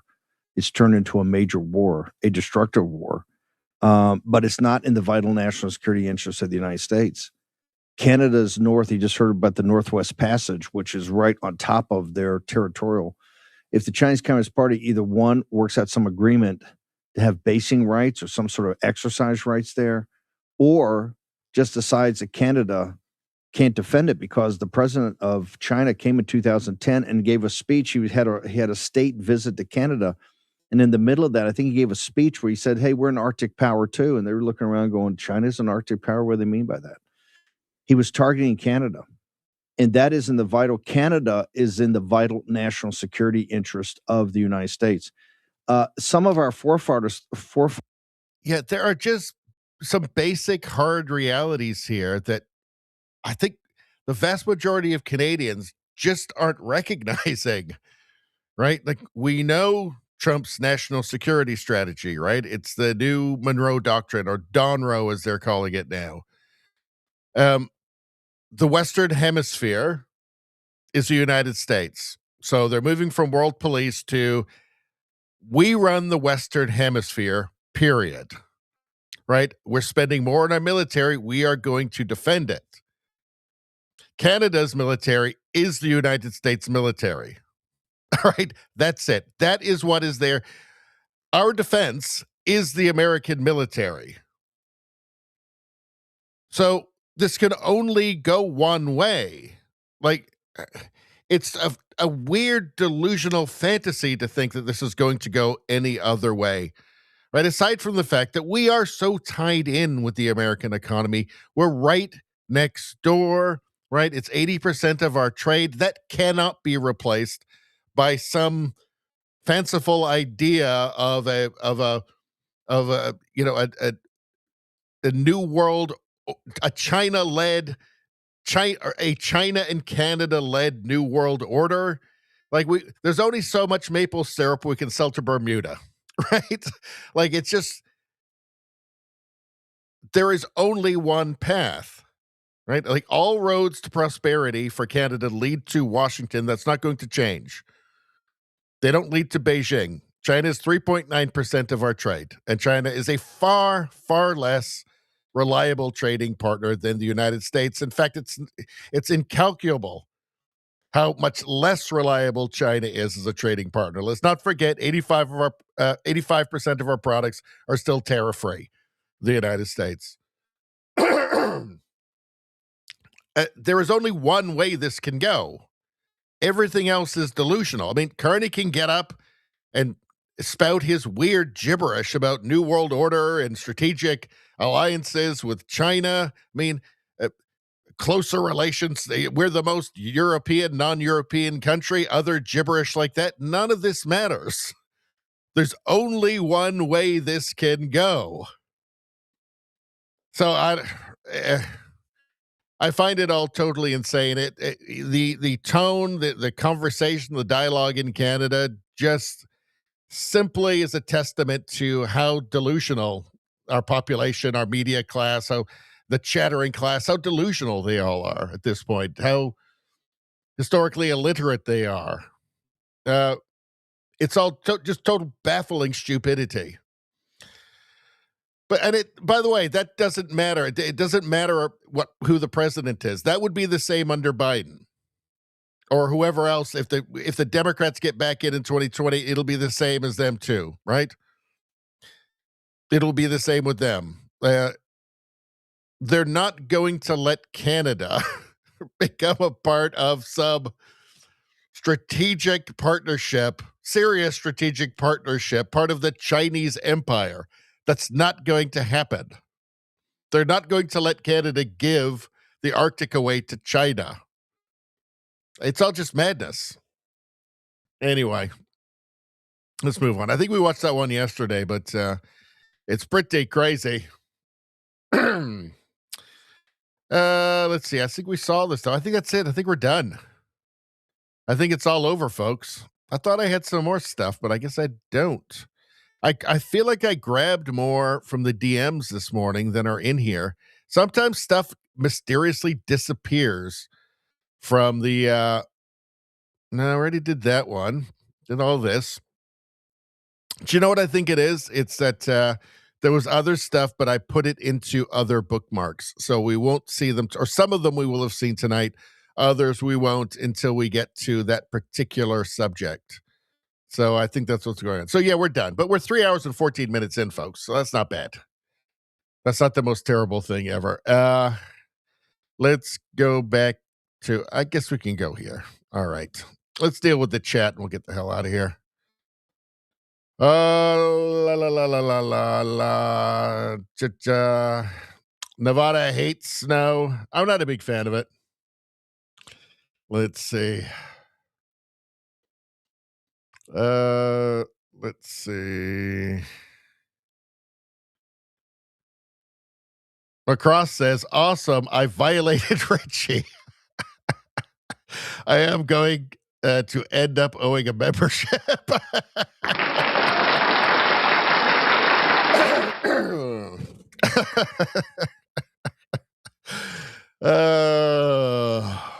Let's see. That's why I do this. All right. Spambot Fodder says, when I was 4 years old, my parents lived in rural Ontario near Barrie. I remember after 3 days of a blizzard, a neighbor came to get us, and we left by the 3rd floor balcony, all caps.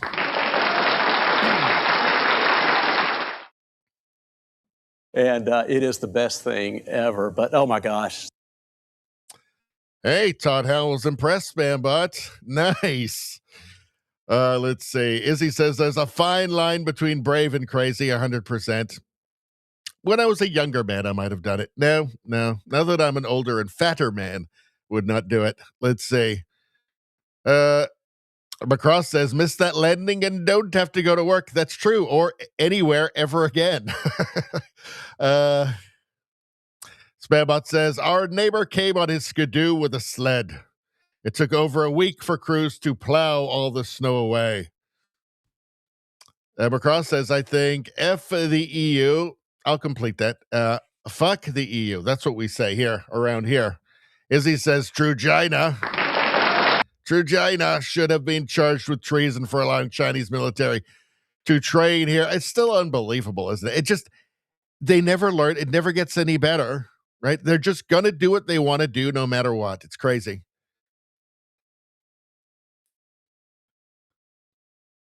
Let's see. McCross says, funny how they have a no king sign in Davos. Greenland is owned by Denmark, which has a king. Excellent point. That's an excellent point there. Thank you, McCross. Davos is a city in Switzerland where the WEF is happening. Yeah. With all of those many prostitutes they imported. Let's see.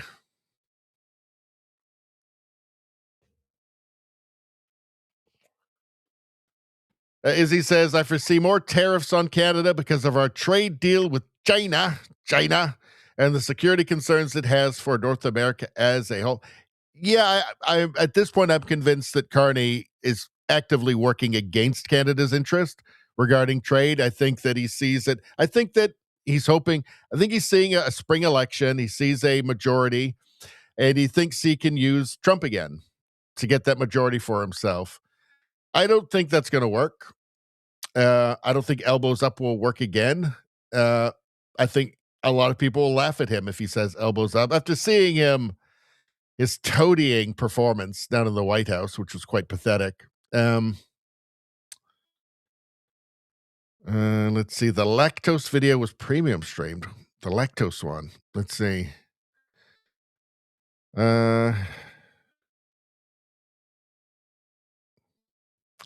What's going on? Possible raids.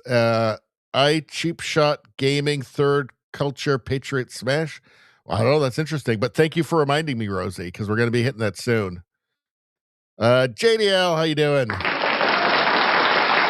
Well, you're just in time for the raid, I'm afraid. Let's see. Well, I think there's one more Monkey link for me. Hold on one second. In case you haven't seen it, I got a brand new button on the Stream Deck.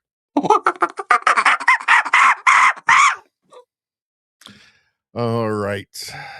And paste and enter and change the screen. And there we go. Trump disguises himself as Muslim.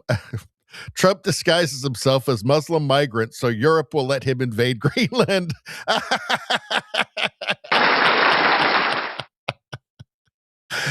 Oh, that's a good one. Just that picture is. He is the most memeable guy, most memeable, just human ever. It's hilarious. Just that smile on his face there with the beard. That's good. I am loving it. All right. Greenland is really, I'm going to say it. I'm putting it on the list of shithole countries. All right. So you got like Somalia and like Haiti and then Greenland. It's not a nice place. Alrighty, so I think it's time now for me to find a raid. All right. So let's go to Rumble. Let's go to Rumble. Let's go to the live. All right, live. Okay. So what was Rosie putting in there? What was it? It's like live now. Where was that? Cheap Shot Gaming. Where's that? Cheap Shot Gaming. Is that in here anywhere? Cheap Shot Green. I don't see that. Patriot Smash. Anybody see any of these up here? Patriot Smash or Third Culture? I suppose I could just type them in. Let's see. I don't see any of these. All right. So what do we got here? Let's see. I cheap shot.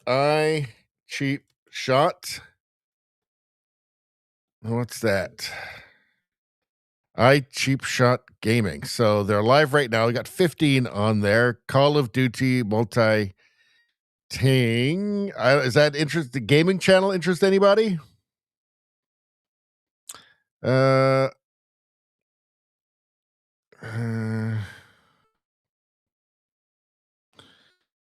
try Patriot Smash. Patriot Smash. All right, let's try that one out. And nothing live going on there. So I don't know. We'll go back. And I'm not getting any feedback from you guys. Let's take a look. This guys search. I did search I cheap shot. So there is one. It's a gaming one. So I'm surprised. Does everybody want a gaming one? It's like video games. So I just want to make sure that we have, somebody be appropriate for everybody. Let's see. Let me see what do we got here.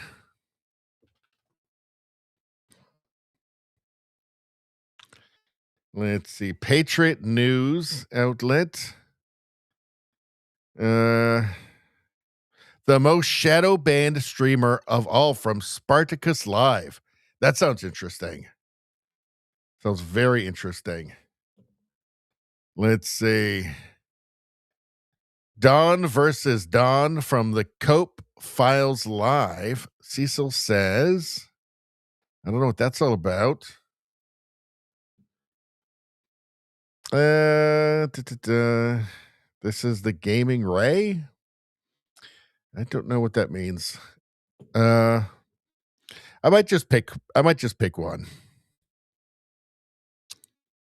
What else we got in here?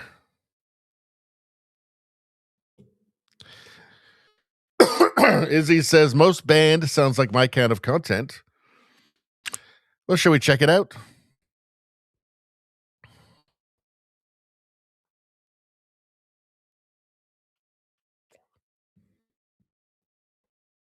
All right, let's check it out.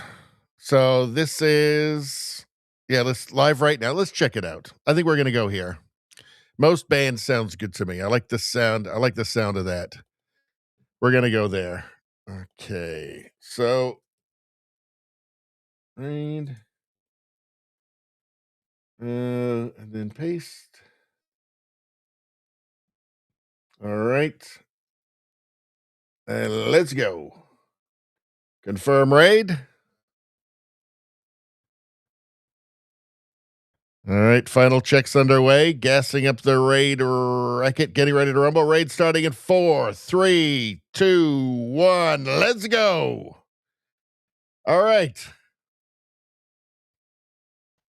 Cool. All right, so that's it for me, everybody. Thanks for showing up, everyone. You guys are awesome. If it weren't for you guys, it would be I'd be ranting to a cold and indifferent universe, and that wouldn't be very fun. But you guys are here, so if you keep coming back, I will keep coming back. We'll see everybody on, what is it, Friday night now? Friday night? See you on Friday night, everybody. 7:30 Pacific time, 10:30 Eastern time. Good night, everyone.